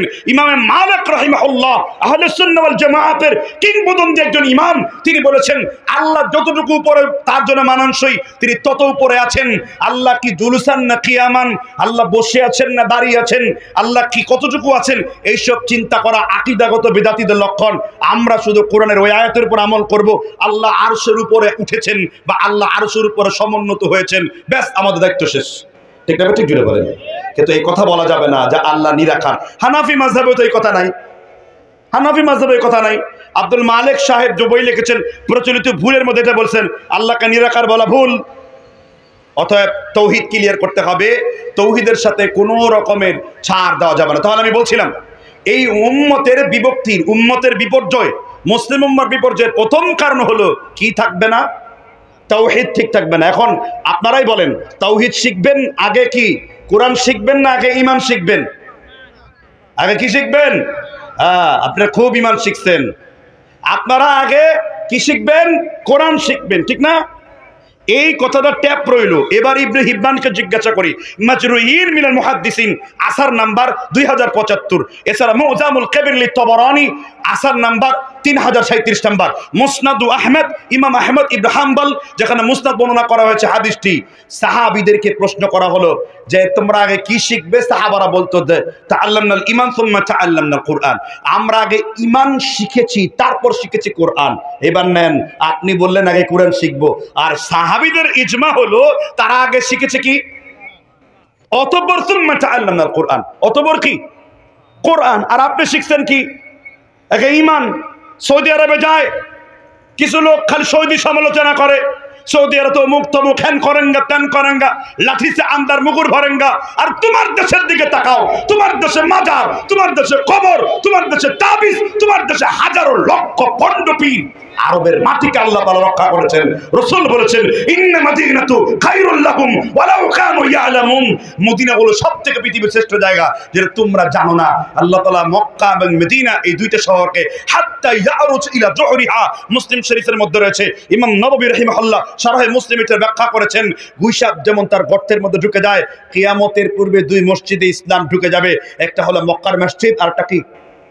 মদিনার মসজিদ। তাহলে মদিনার তাওহীদ আমার তাওহীদ, মক্কার তাওহীদ আমার তাওহীদ, আরবের তাওহীদ আমার তাওহীদ, বিন বাজের তাওহীদ আমার তাওহীদ, ইবনে তাইমিয়ার তাওহীদ, এটাই আমাদের তাওহীদ। ঠিক না? ঠিক জোরে বলেন। কিন্তু আপনার সে তাওহীদ কোথায়? তাওহীদ তো সমন্বিত না।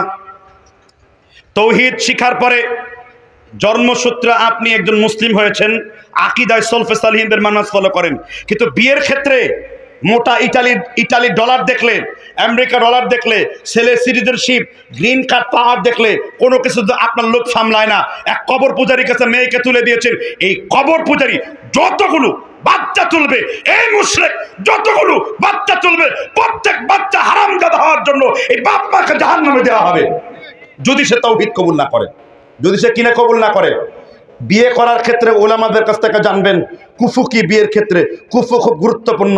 মুমিনিনা মুমিনাতি, মুসলিমিনা মুসলিমাতি, মুমিন মুমিনকে বিয়ে করবে, মুসলিম মুসলিমাকে বিয়ে করবে, তওবাকারী তওবাকারিনীকে বিয়ে করবে। সুতরাং আপনি যদি তাওহীদ বুঝতেন, তার তাওহীদ যারা বুঝে না তাদের ক্ষেত্রে অনুসরণ করে চলে, আপনি বিয়ে শাদী কারবার করতেন না।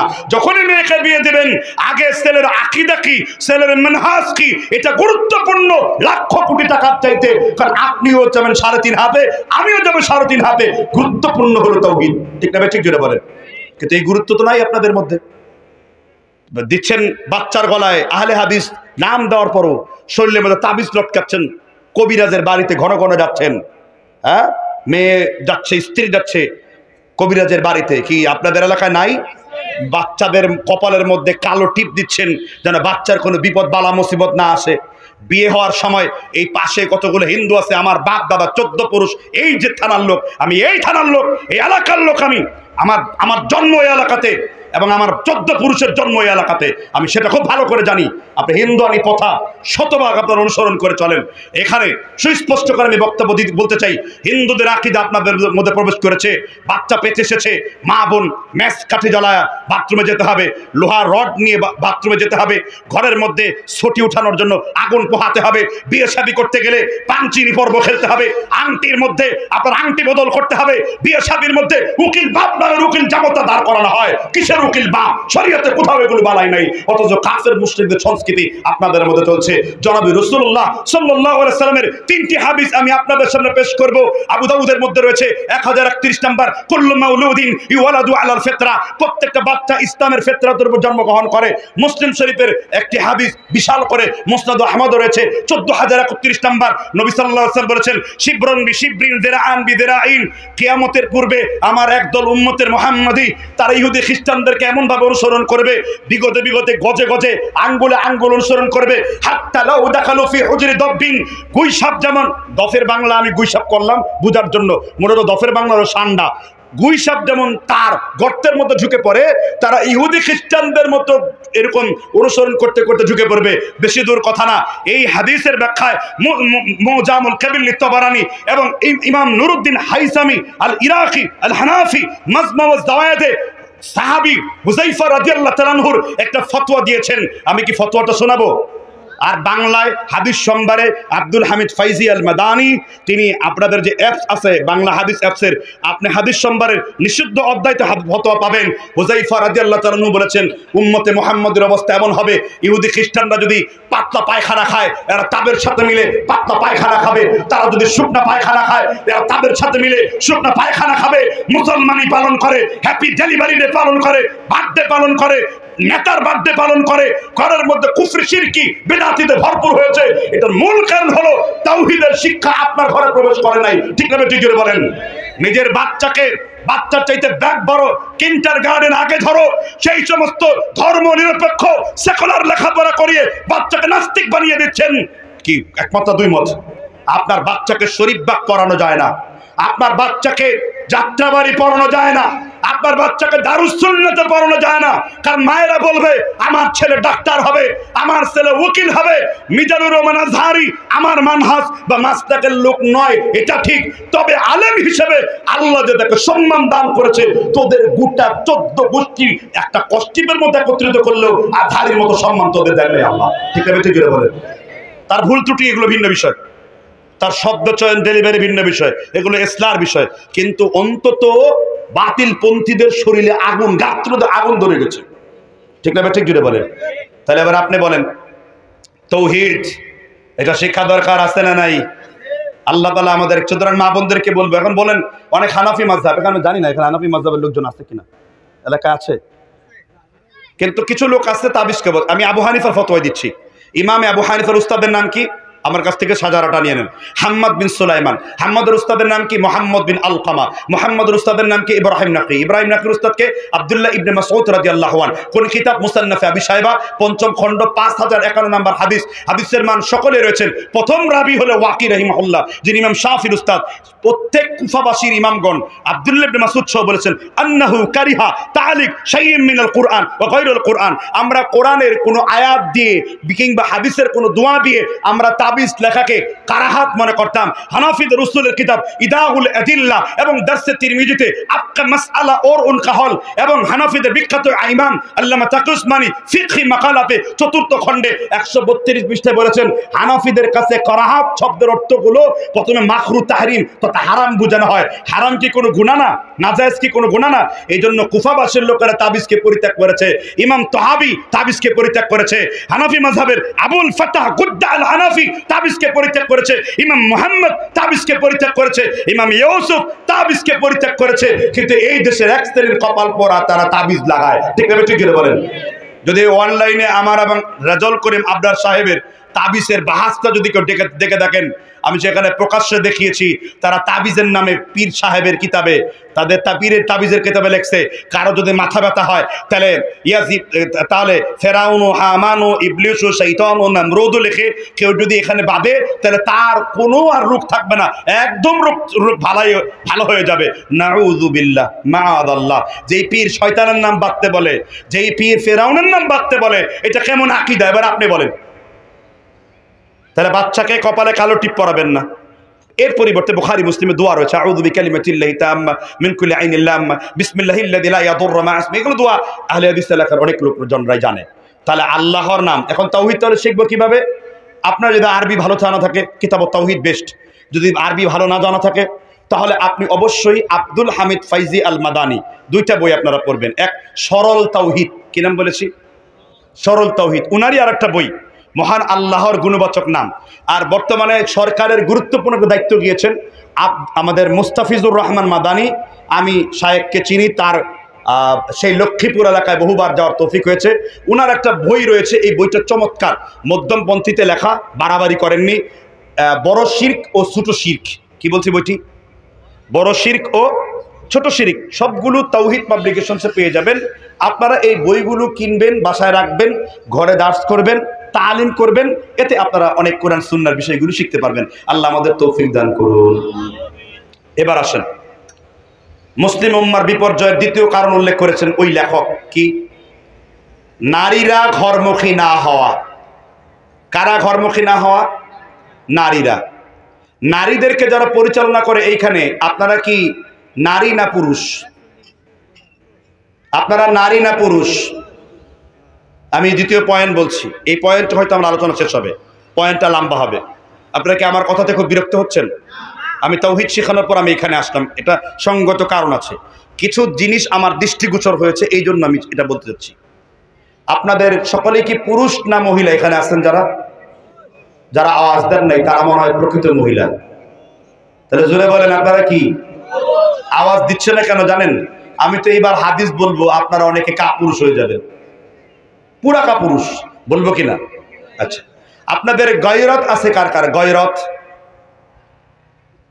আচ্ছা, একজনের আছে, আর বাকিরা অর্থ হয়তো বুঝেন নাই। গয়রত মানে হলো ব্যক্তিত্ব। কি? ব্যক্তিত্ব। গয়রত মানে কি? ব্যক্তিত্ব। পৃথিবীর সব থেকে বেশি গয়রত কার ছিল? বলতে পারলেন না? আপনার নেতা মুজিবর না, কিন্তু পৃথিবীর সব থেকে বেশি গয়রত ছিল কার? আর এখনো লজ্জা করে কেন? নতুন জামাই নাকি? মুহাম্মদ। পৃথিবীতে সব থেকে বেশি গয়রত ছিল কার? মুহাম্মদ সাল্লাল্লাহু আলাইহি ওয়াসাল্লাম। কিরকম?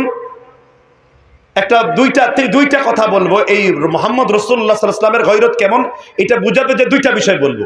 আল্লাহর রাসূলের মর্যাদা বেশি না কম? পৃথিবীর কোন ব্যক্তি কি আল্লাহকে দেখতে পেয়েছে? পৃথিবীর কোন ব্যক্তি কি স্বপ্ন যুগে আল্লাহকে দেখতে পেয়েছে? এই ফতোয়াটা আপনারা নিজেরা বানায় দিয়েছেন। আমি বিভ্রান্ত বলে দিচ্ছি, চামড়া চোখ দিয়ে কোন নবী আল্লাহকে দেখেন নাই। মেরাজের রাত্রিতে আল্লাহর নবী আল্লাহকে সরাসরি দেখেন নাই। ইবনে আব্বাসের একটা কৌল আছে যে ফুয়াদা, তিনি হৃদয় দিয়ে দেখেছেন। কি দিয়ে দেখেছেন? তবে মহান আল্লাহ তাআলার রাসূলকে আল্লাহ তাআলা একটা নিয়ামত দিয়েছেন, পৃথিবীর কোন নবীকে সেই নিয়ামত দেন নাই। স্বপ্ন যুগে আমার রাসূল আল্লাহকে সরাসরি দেখতে পেয়েছেন। স্বপ্ন যুগে আল্লাহর রাসূল আল্লাহ তাআলাকে সরাসরি দেখতে পেয়েছেন। যাত্রাবাড়ি মাদ্রাসার কাছে মাহফিল, ইব্রাহিম মাদানী বিন আব্দুল হালিম আমার ডান পাশে বসা আছেন। উনি বলে, কি বলো সাইফি? বলে, জি উস্তাদ জি, আমি বলছি আপনি হাদিস খুলুন। প্রথম হাদিস সুনান তিরমিজি, কোন কিতাব?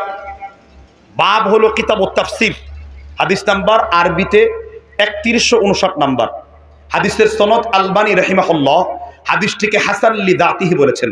আমার উস্তাদ আল্লামা জুবাইর আলী জাই রাহিমাহুল্লাহ ফাতওয়া ইলমিয়া মূলখণ্ড উর্দু, এখানে তিনি হাদিসটিকে সহিহ বলে উল্লেখ করেছেন। ইমাম হাকিম এই হাদিসের যে রাবি আছে তাদেরকে তিনি বিশ্বস্ত বলেছেন। আর এই হাদিসটি দিয়ে দলিল ইবনে উসাইমিন রাহিমাহুল্লাহ তার ফতোয়ার কিতাবে নিয়েছেন।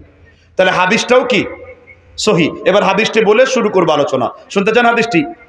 ইবনে আব্বাস রাদিয়াল্লাহু আনহু বর্ণনা করেছেন, রাসূলুল্লাহ সাল্লাল্লাহু আলাইহি ওয়াসাল্লাম একদা ফজর নামাজের পর আমাদের দিকে বসলেন। তিনি বললেন, আতানিয়াল লাইলাতা রাব্বি তাবারাকা ওয়া তাআলা ফি আহসানি সূরাত।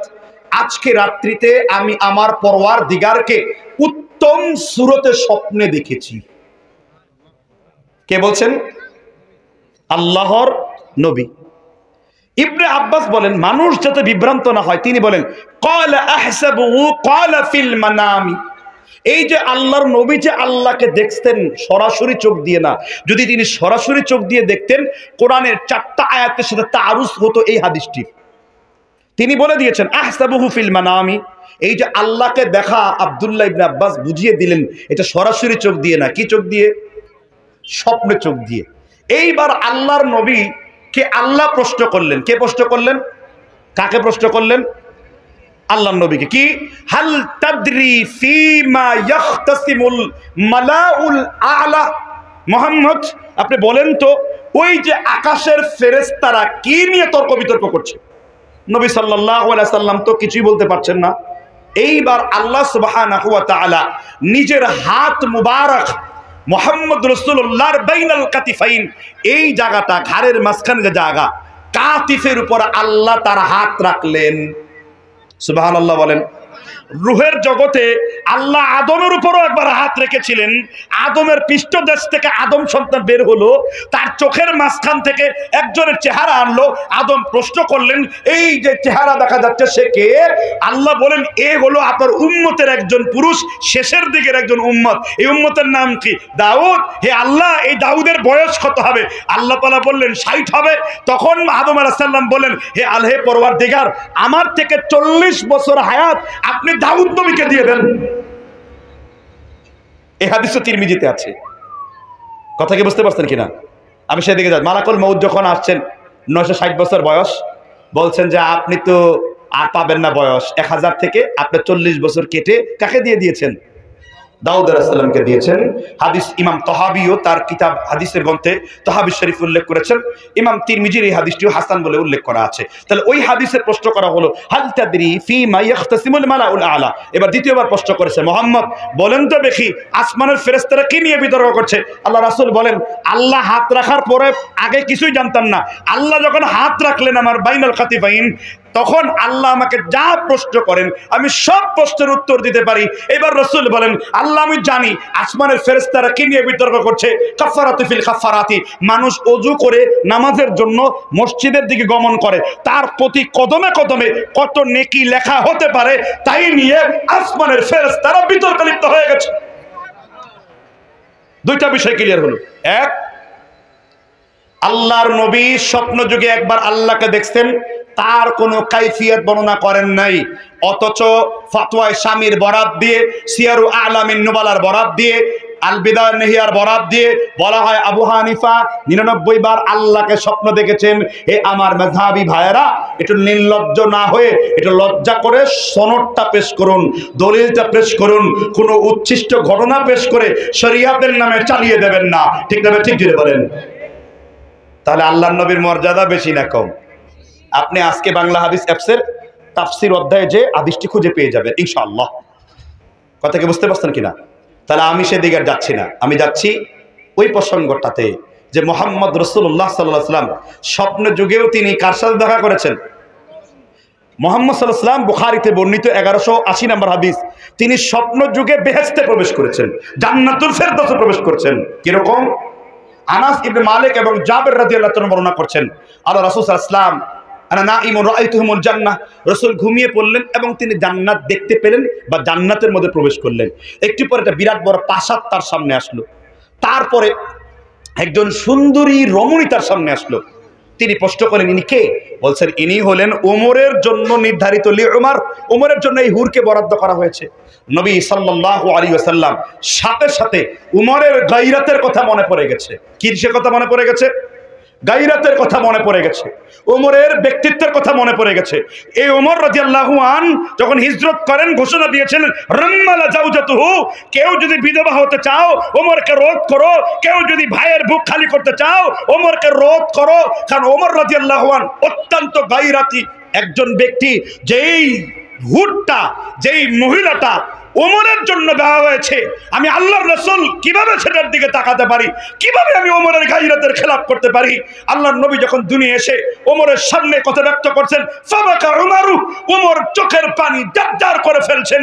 ইয়া রাসূলুল্লাহ, আপনি আমার গায়রাতের কথা বলেন, আর আপনার গায়রাতের তো কোনো মেথাল চলে না, তুলনা চলে না। আল্লাহর গায়রাত তো অতুলনীয়। আর হে ভাইরা, আপনার স্ত্রীকে আপনার এলাকার মানুষজন দেখছে, আপনার বোনকে অবস্থায় অসংখ্য বয়ফ্রেন্ড দেখছে, আপনার গায়রাত জেগে ওঠে না। এখনো বলছেন আমি মুসলমান। আপনি তো ইসলাম থেকে কিছু শিখতে পারেন নাই, আমার নবী মুহাম্মদ রাসূলুল্লাহ থেকে ব্যক্তিত্ব শিখতে পারেন নাই। যারা বলেন ঠিক কিনা? আমি এটাই বোঝাতে যাচ্ছিলাম আপনাদেরকে, আপনার গায়রাত নাই, আপনার ব্যক্তিত্ব নাই। আপনার স্ত্রীকে কেন জনগণ দেখবে? আপনার স্ত্রীর কাছে কখনো পৌঁছেছেন ওয়াকারনা ফি বুয়ুতিকুন্না ওয়ালা তাবাররাজনা তাবাররুজাল জাহিলিয়্যাতিল উলা, তোমরা জাহিলি যুগের মেয়েদের মতো নিজেদের রূপ লাবণ্য প্রদর্শন করো না পরপুরুষকে। যদি তোমরা যেতে চাও, ওয়াকুল লিআজওয়াজিকা ওয়া বানাতিকা ওয়া নিসাইল মুমিনিনা ইউদনিনা আলাইহিন্না মিন জালাবিবিহিন্না, রাস্তায় বের হবে তারা জিলবাব পরিধান করবে, রাস্তায় বের হবে তারা খুমুর পরিধান করবে। কিন্তু হার জামানার অবস্থা এরকম, অধিকাংশ পুরুষের বোন, অধিকাংশ পুরুষের নারী রাস্তাঘাটে ছোট কাপড় পরে চলাফেরা করে। এরা কলকাতা হারবাল খেয়ে পুরুষত্ব ফিরানোর চেষ্টা করছে, এরা মডার্ন হারবাল খেয়ে পুরুষত্ব ফিরানোর চেষ্টা করছে। নির্লজ্জদেরকে বলছি, যারা এই নির্লজ্জ কাজগুলো করে, যদি লজ্জা ফিরাতে চান, পুরুষত্ব ফিরাতে চান, কাকা পাউডার, মাকা পাউডার ইত্যাদি না খেয়ে আপনার স্ত্রীকে আগে খাস পর্দায় আনার চেষ্টা করুন, আপনার বোনকে আপনি খাস পর্দায় আনার চেষ্টা করুন। এটা ইমানের দাবি, ঠিক না? ঠিক দিলে বলেন। এই মর্মে হাদিস পেশ করবো। কি পেশ করব? হাদিস আবু দাউদ শরীফে রয়েছে, মিশকাতুল মাসাবিহ হাদিস নাম্বার 3036 নম্বরে উল্লেখ করেছে। মূলত আবু দাউদ থেকে মিশকাতে সংকলন করা হয়েছে। মিশকাত একটা সংকলিত কিতাব, মাজমাউজ জাওয়ায়েদের মধ্যে সনদ আছে, মিশকাতের এই হাদিসগুলোতে সনদ উল্লেখ নেই। যতটা আবু দাউদের হাদিস মিশকাতে আমরা পড়েছি, এই সেখান থেকে দলিল উল্লেখ করছি। শুনতে চান কিনা? 3 ধরনের ব্যক্তি কখনো আল্লাহর জান্নাতে যাবে না। সালাসাতুন লা ইয়াদখুলুল জান্নাহ। কয় ধরনের ব্যক্তি? জোরে বলেন, কয় ধরনের? আপনি মিলিয়ে দেবেন এটা কয় ধরনের। এর মধ্যে 1 নাম্বার হলো আক্কু ওয়ালিদাইহি, পিতামাতার নাফরমানকারী।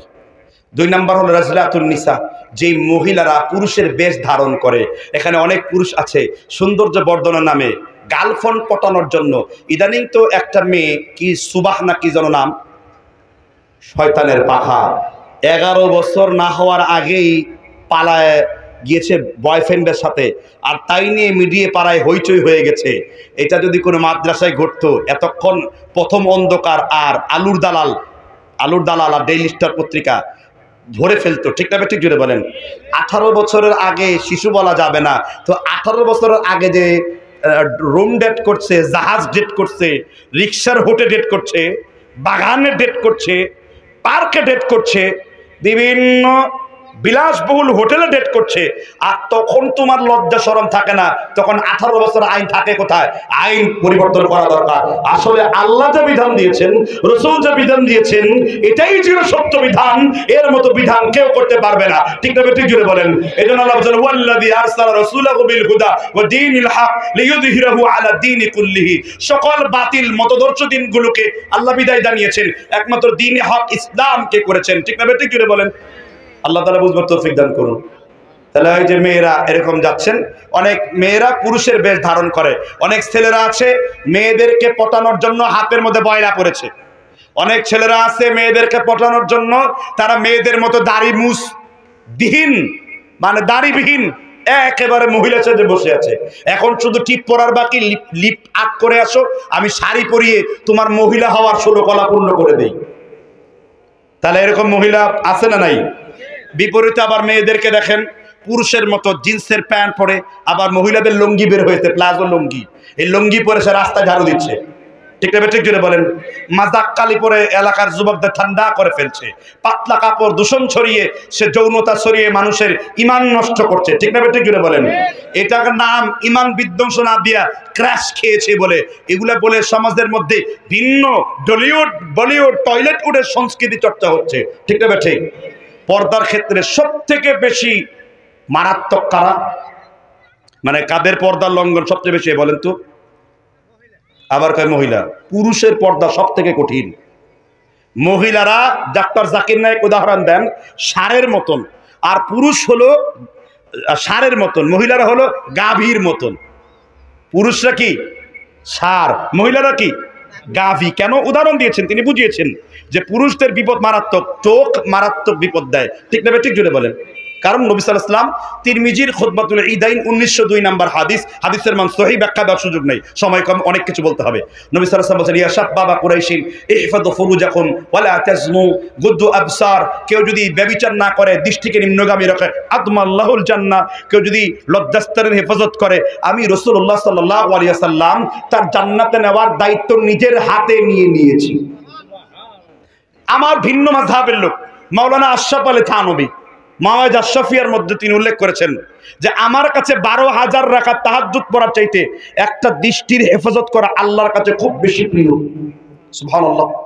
আর পর্দার ক্ষেত্রে সব থেকে গাফেল হলো আর সব থেকে খতরনাক হলো যুবকদের চাইতে বুড়ারা বেশি বেপরদা হয়। কারা? এই ইঙ্গিত হাদিস থেকে পাওয়া যায়। মুসনাদ আহমদ, মুসনাদ আবইয়ালার মধ্যে এসেছে, মানুষ যখন বৃদ্ধ হয় তার 3টা অভ্যাস জুয়ান হয়। মানুষ যখন বৃদ্ধ হয় তার তিনটা অভ্যাস কি হয়? এক, তার মালের প্রতি আসক্তি বেড়ে যায়। মাল, ধন সম্পত্তি। দেখবেন বৃদ্ধ লোক জন্মের কিপটা, ঈদের সালামি 50 টাকার বেশি দেয় না। ঠিক না ঠিক জোরে বলেন। এই মালের প্রতি। আর রাসূল কি বলেন? রিয়াদুস সালিহিনের 1431 নম্বর হাদিস, রাসূল বলেন আদম সন্তানকে যদি একটা মাঠ ভর্তি স্বর্ণ দেওয়া হয়, সে বলবে আহাব্বা ইয়াকুনা লাহু ওয়াদিয়ানে, আল্লাহ তুমি আমার 2টা মাঠ ভর্তি স্বর্ণ দাও, খুব ভালো হবে। আল্লাহ বলেন ওয়ালা ইয়ামলাফাহু ইল্লা তুরাব, কবরের মাটি ভরে না দেওয়া পর্যন্ত আদমের এই মনের বাসনা পূরণ হবে না। ঠিক না ঠিক? আল্লাহ এটার ইঙ্গিত সূরা তাকাসুরে দিয়েছেন, আলহাকুমুত তাকাতুর হাত্তা যুরতুমুল মাকাবির কাল্লা সাউফা তা'লামুন। আছে না নাই? আল্লাহ এখানে আলোচনা করে দিয়েছেন মালের প্রতি। 2 নম্বর হলো খায়েশাত। বৃদ্ধ বয়সে অনেক পুরুষের খায়েশাত জন্মে, যেহেতু মেয়েরা বুড়া মানুষ মনে করে বেপরদা হয়। এই ব্যাপারে সিয়ারু আলামিন নুবালাতে আব্দুল্লাহ ইবনে মাসউদের টাইট পর্দা ছিল। সুবহানাল্লাহ বলেন। বলে লেখক বলছেন ইমাম জাহাবি রাহিমাহুল্লাহ, আব্দুল্লাহ ইবনে মাসউদ বয়সের কারণে তার চক্ষু কুটর থেকে চোখ বের হয়ে গেছে, এরকম টেনে খুলে দেখতে হতো কে আসছে। ওই অবস্থাতেও যদি কোনো মহিলাদের আওয়াজ বা আবাস পেতেন, তিনি কখনো তাদের সাথে বেপরদাকি হতেন না। এটা তার তাকওয়া ছিল, এটা তার আল্লাহ ভক্তিটা ছিল। এই জন্য রাসূল বলেছেন কিয়ামতের দিন উহুদ পাহাড়কে এক পাল্লায় করা হবে, আব্দুল্লাহর পাকে এক পাল্লায় করা হবে। আব্দুল্লাহর পায়ের ওজন উহুদ পাহাড়ের চাইতেও আল্লাহর কাছে বেশি ভারী হয়ে যাবে। এই জন্য কাতিবে ওহী ছিলেন, কুফার বিখ্যাত সংগ্রামী সাহাবা ছিলেন, কিছুদিনের জন্য কুফার গভর্নর ছিলেন নোমান বিন বাশিরের পদত্যাগের পরে। তিনি কে? আব্দুল্লাহ ইবনে মাসউদ রাদিয়াল্লাহু আনহু। আপনার স্ত্রী এবং আপনি মেয়ের সামনে যাচ্ছেন, রাসূল বলেছেন যে এক প্রকার বৃদ্ধের সাথে আল্লাহ কথা বলবেন না। ওয়ালা ইউযাক্কিহিম ওয়ালা ইউকাল্লিমুহুমুল্লাহ ইয়াওমাল কিয়ামাহ, আল্লাহ তাদের পবিত্রও করবেন না। সাহাবারা বলছেন এরা কোন বৃদ্ধ ইয়া রাসূলুল্লাহ? আল্লাহ রাসূল বলছেন শাইখুজ জান, যেই বৃদ্ধ বুড়ো বয়সে ব্যভিচারে লিপ্ত হয়ে যায়। কি বয়সে? আবার বৃদ্ধদের প্রশংসা আছে। বৃদ্ধ লোক আল্লাহর কাছে দোয়া করলে, দুর্বল হাদিস ইবনে লাহিয়ার কারণে আমি সেদিকে যাচ্ছি না, বৃদ্ধ লোকের প্রশংসা রয়েছে, কিন্তু সেগুলো হলো old is gold. Old is কি? সালমান ফার্সি ওল্ড ইজ গোল্ড রাদিয়াল্লাহু আনহু। আর যে বৃদ্ধ বয়সে ব্যভিচার ছাড়তে পারে না, এই জন্য যুবকদের ফোন যেমন 10 বার চেক করেন, আপনার বৃদ্ধ বাবা হজ করে বসছে, তারা অ্যান্ড্রয়েড দিচ্ছেন, তার ফোনটা 20 বার চেক করবেন। কি বলছি বুঝতে পারছেন কিনা? একজন যুবক যেমন পথভ্রষ্ট হতে পারে, বৃদ্ধ নিঃসঙ্গে একাকী থাকার কারণে শয়তান তাকে শেষ করতে পারে। বৃদ্ধ, আপনাকে বলছি শেষ দিকের আমল আপনার মূল আমল। বৃদ্ধ, আপনাকে বলছি শেষ দিকের আমল আপনার মূল আমল। বুখারীতে ফাতহুল বারীতে ইবনে হাজার আসকালানী হাদিস বলেছেন, ইন্নামাল আ'মালু বিল খাওয়াতিম, মানুষের শেষ কাজের উপরেই তার ফয়সালা নির্ভর করে। শেষ ভালো হলে সব ভালো হবে। এজন্য শেষের যে কয়টা দিন আপনি রয়েছেন তাআল্লুক মা আল্লাহ, আল্লাহর সাথে আপনি সম্পর্ক করুন। ইন্না আকরামাকুম ইনদাল্লাহি আতকাকুম, তাকওয়াবান হওয়ার চেষ্টা করুন। বৃদ্ধ হয়েছেন, বিছানার সাথে সময় দিন। বৃদ্ধ হয়েছেন, সিয়াম সাধনা করেন। বৃদ্ধ হয়েছেন, আল্লাহর কাছে বেশি ক্ষমা চান। আল্লাহ বৃদ্ধ লোকের তওবা তাড়াতাড়ি কবুল করেন। আমার নবী বলছেন ইন্নাল্লাহ আযজা ওয়া জাল্লা ইয়াকবালু তাওবাতা মা লাম ইউগারগির। মুসলিম শরীফের 96 পৃষ্ঠার হাদিস। আদমের গড়গড়া আসা পর্যন্ত আদম সন্তানের দোয়া আল্লাহ কবুল করেন।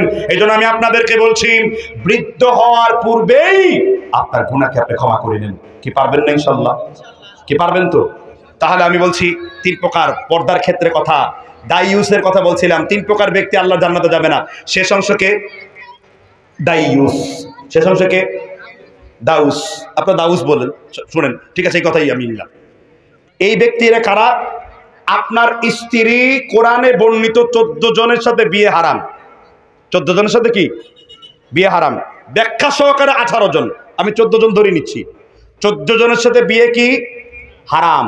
কিন্তু আপনার স্ত্রী 14 জন ব্যতীতকে 15 জনের সামনে এই যে পেট পিঠ দেখিয়ে চলছে, রাস্তায় জিন্সের প্যান্ট পরে মাঞ্জা মেরে যে ঘুরছে, এই যে ওয়ান ম্যান শো ইতালি ব্র্যান্ডের সেন্ট লাগিয়ে মানুষকে সে পাগল করছে, এই যে পাতলা কাপড় পরে পেট পিঠ দেখিয়ে নিচ্ছে, আপনার তো লজ্জা হওয়া দরকার। আবার এদের ক্ষেত্রে মসজিদের সভাপতি বানিয়েছেন, সেক্রেটারি বানিয়েছেন, এদের ঘরে দাইয়ুসের প্রোডাকশন হয়। ঠিক না? ঠিক জুড়ে বলেন। আর আমার রাসূল কি বলছেন শুনতে চান? রাসূলের কথা শুনতে চান? মুসলিম শরীফের হাদিস 1561 নম্বর।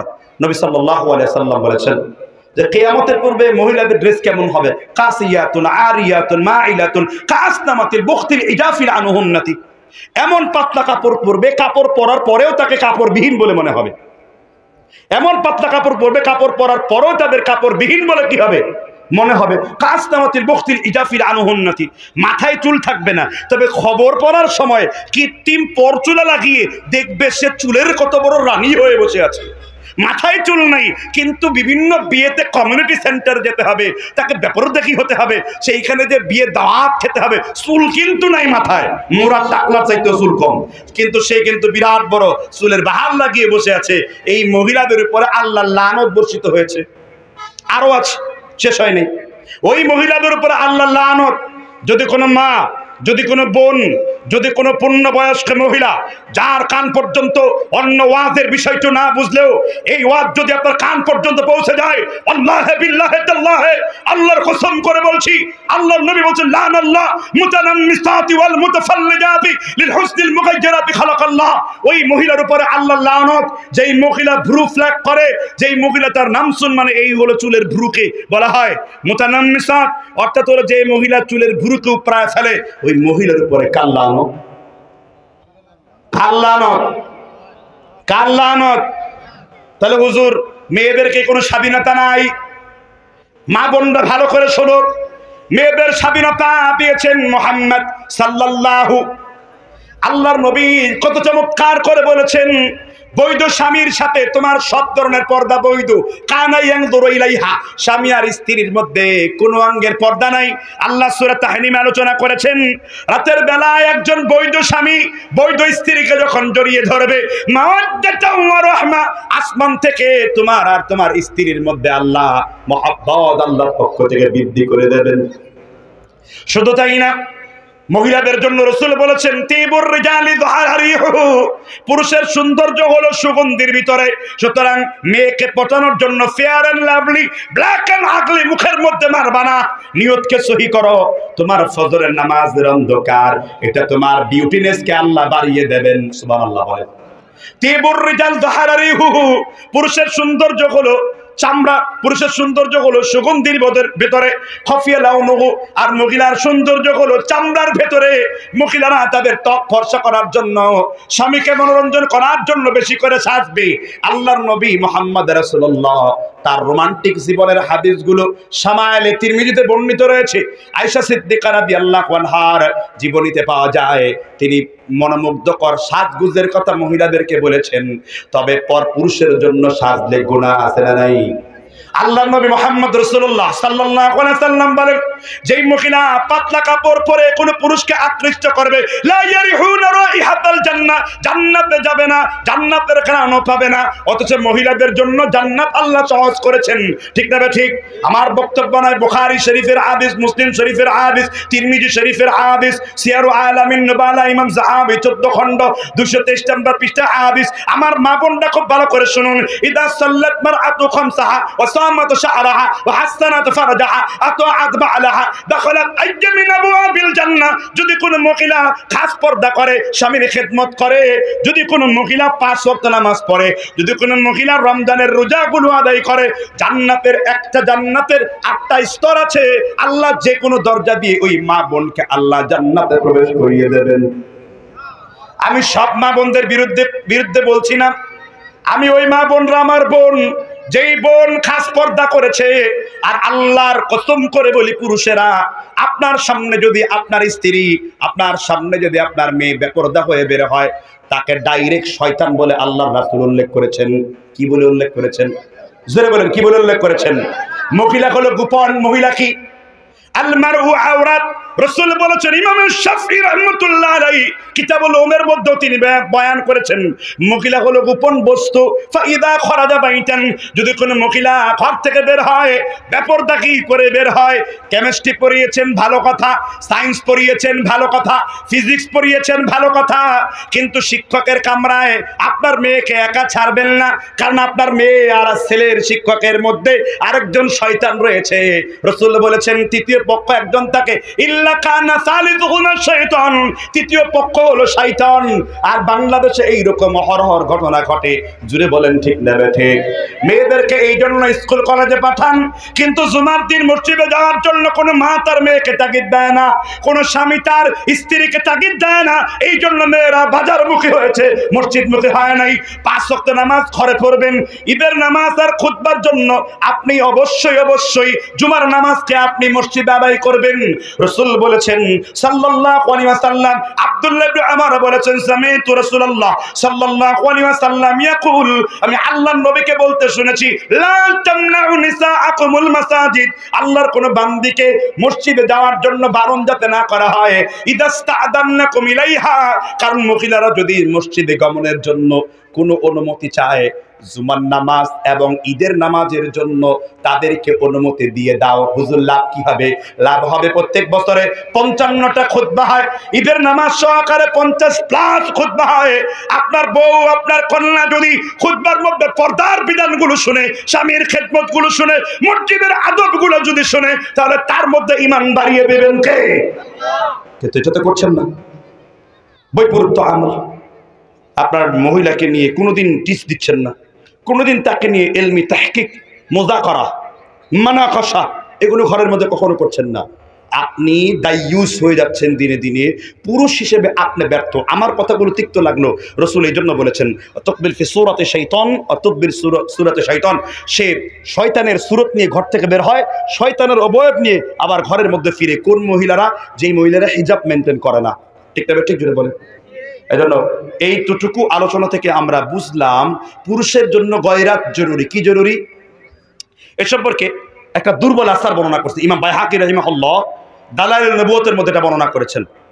আমার কথা কি খুব বিরক্ত লাগছে? শেষ করে দিব আলোচনা না? মেহমান আসছে? মেহমান আসছে কি? আচ্ছা আচ্ছা। আপনাদের গায়রাত কেমন? আচ্ছা, সাহাবীদের মধ্যে সবথেকে মেধাবী প্রজ্ঞাবান কে ছিলেন?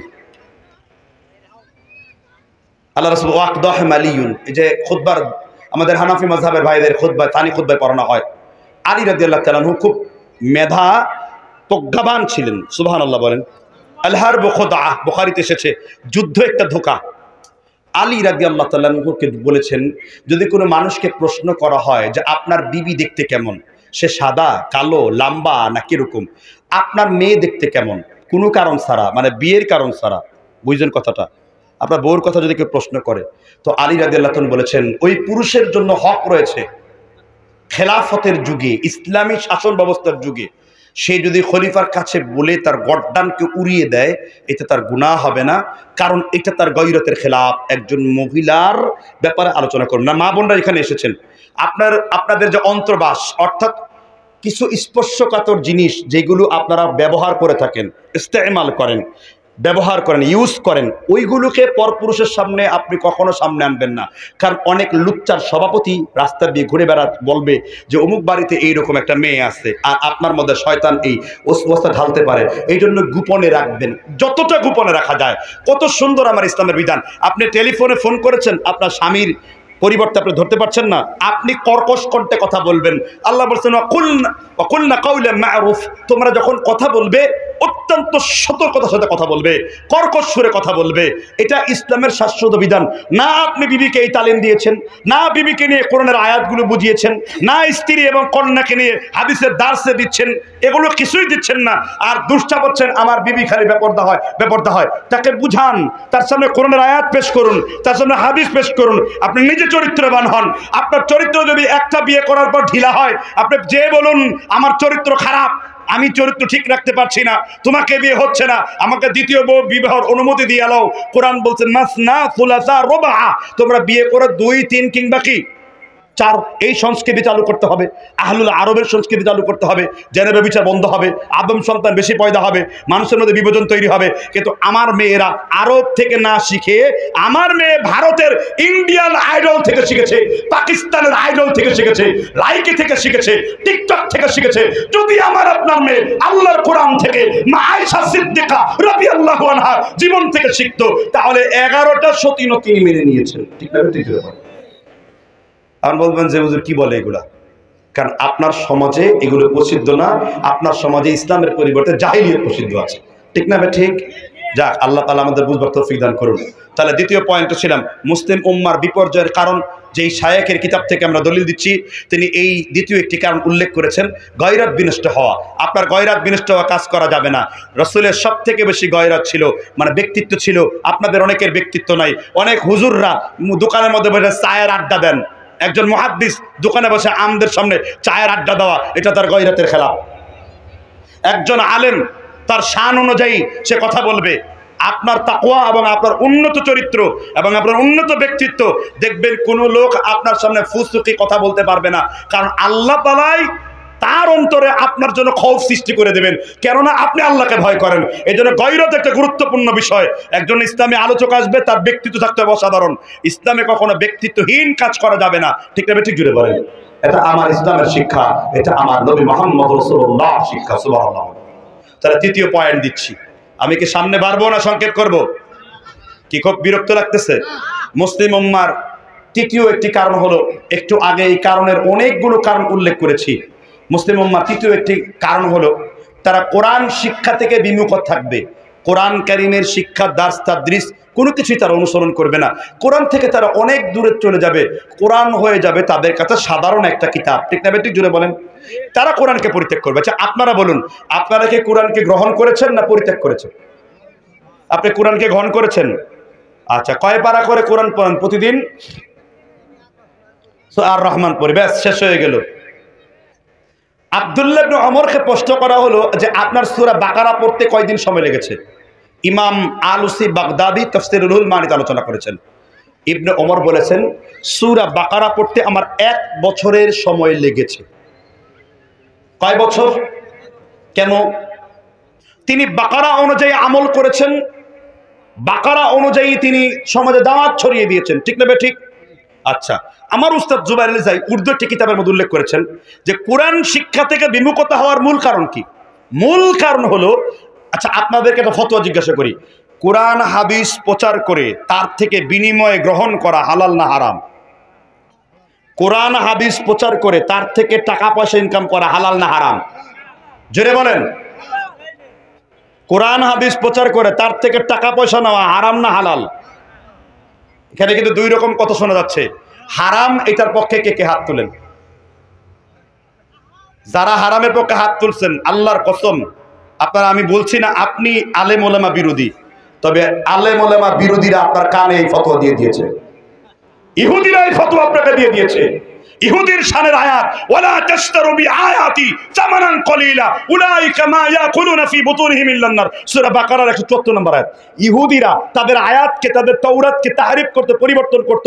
ইবনে কাসির তাফসীর উল্লেখ করেছেন, তাদের এই দুর্নীতির প্রেক্ষিতে এই আয়াত অবতীর্ণ হয়েছে। এই আয়াত ইহুদিদের সাথে খাস।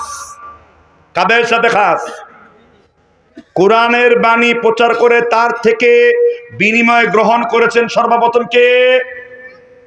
বলতে পারলেন না? আজকে শুনুন, আবু দাউদের মুজমাল হাদিস, হাদিস নাম্বার 2175।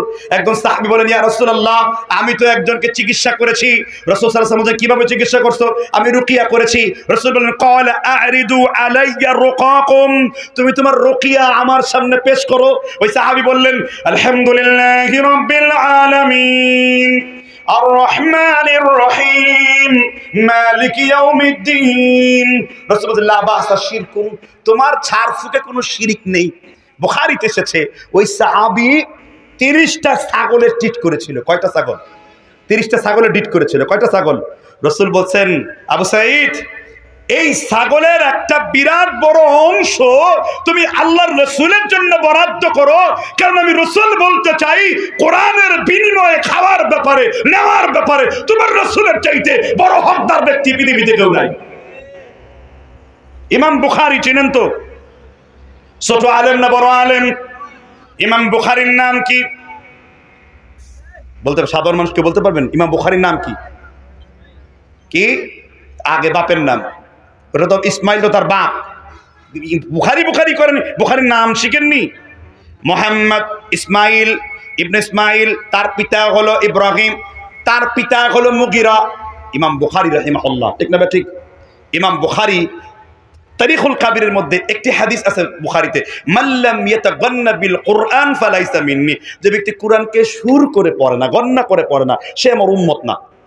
এই হাদিসের আওতায় ইমাম বুখারী রাহিমাহুল্লাহ তারিখুল কাবীর উল্লেখ করেছেন, পৃথিবীতে যত রিজিক আছে, পৃথিবীতে যত ইনকাম আছে, পৃথিবীতে যত উপার্জন আছে, পৃথিবীতে যত ব্যবসা আছে, যত রিজিক আছে, সব থেকে বেশি উত্তম রিজিক হলো ওই যে শরীফবাগ মাদ্রাসায় পড়িয়ে যে মুহাদ্দিস হাদিয়া নিচ্ছে, শরীফবাগ মসজিদে ইমামতি করে যে হাদিয়া নিচ্ছে। আল্লামা জুবাইর আলী যাই বলেছেন, ইহুদি খ্রিস্টানদের প্রথম হামলাই হলো এই কোরআন শিক্ষার উপরে, যে মাদ্রাসায় পড়ানো যাবে না, পড়ালে তাতে টাকা ইনকাম করা যাবে না। মাদ্রাসায় পড়বে কারা? কানা, ল্যাংরা, ভেঙ্গুর, শয়তানের লেঙ্গুর, এগুলোকে মাদ্রাসায় দাও। এই চর্চাই শুরু হয়েছে, ঠিক না? ঠিক জিজ্ঞেস করেন, বাচ্চা চাইতে ব্যাগ বড়, কিন্টার গার্ডেন আগে ধরো। এই জন্য কোরআন শিক্ষা থেকে অনেক দূরে, কারণ কোরআন তার পার্লামেন্টারি ক্ষমতায় নাই। কোরআন তাতে ল দেখাবে, সেই ল দেখাতে পারছে না। আপনার কাছে কোরআন হলো তাবিজের কিতাব, আপনার কাছে কোরআন হলো রুকিয়ার কিতাব, আপনার কাছে কোরআন হলো ধর্মের বই। কিন্তু কোরআন যে সংবিধান, এটা যে জীবন বিধান, এটার মধ্যে যে সমস্ত আইন বিধানগুলো আছে, ডাকাতের শাস্তি, চোরের শাস্তি, জেনা করে শাস্তি, ইসলামী অর্থনীতি কিরকম হবে, সব বিধি নিষিদ্ধ বিধি রূপরেখা দিয়ে আল্লাহ তার কোরআনকে জামে করেছেন, অতুলনীয় গ্রন্থ করেছেন। সুবহানাল্লাহ বলেন। সূরা আনআমের 138 নম্বর আয়াতে আল্লাহ বলেছেন, মা ফাররাতনা ফিল কিতাবি মিন শাইইন। আমি আল্লাহ কোরআনে সবকিছুকে সুস্পষ্ট করে বয়ান করে দিয়েছি। আপনি প্রশ্ন করবেন, উত্তর দিবেন। প্রশ্ন করেন, কোরআন তোমাকে পড়লে আমার লাভ কি? সূরা ইব্রাহিমের 1 নম্বর আয়াত বলছেন, কিতাবুন আনজালনা ইলাইকা লিতুখরিজান নাস মিনাজ যুলুমাতি ইলান নূর। তোমাদেরকে অন্ধকার থেকে আলোর দিকে পথ দেখাবো। হে কোরআন, তোমাকে ঠিকমতো আমল করলে আমাদের কোনো শেফা আছে কিনা? হ্যাঁ, সূরা বানী ইসরাইল খোলো, আমাকে পড়ো, আমি বলে দিচ্ছি, ওয়ানুনাজ্জিলু মিনাল কুরআনি মা হুয়া শিফা। আমি কোরআন প্রত্যেকটা মুমিনের জন্য শেফা হয়ে এসেছি। আজকের মুসলমান কোরআনের শিক্ষা থেকে দূরে, আর আজকের মুসলমান কোরআন প্রতিষ্ঠা করার খিলাফতের রূপরেখার চিন্তা থেকে বহু দূরে। ঠিক না? ঠিক জুড়ে বলেন।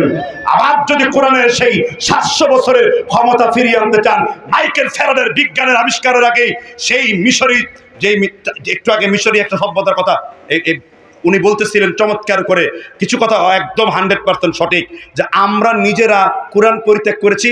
কোরআনের শাসক পরিত্যাগ করার কারণে আজকে মানুষের বানানো তন্ত্রমন্ত্র দিয়ে চলছি।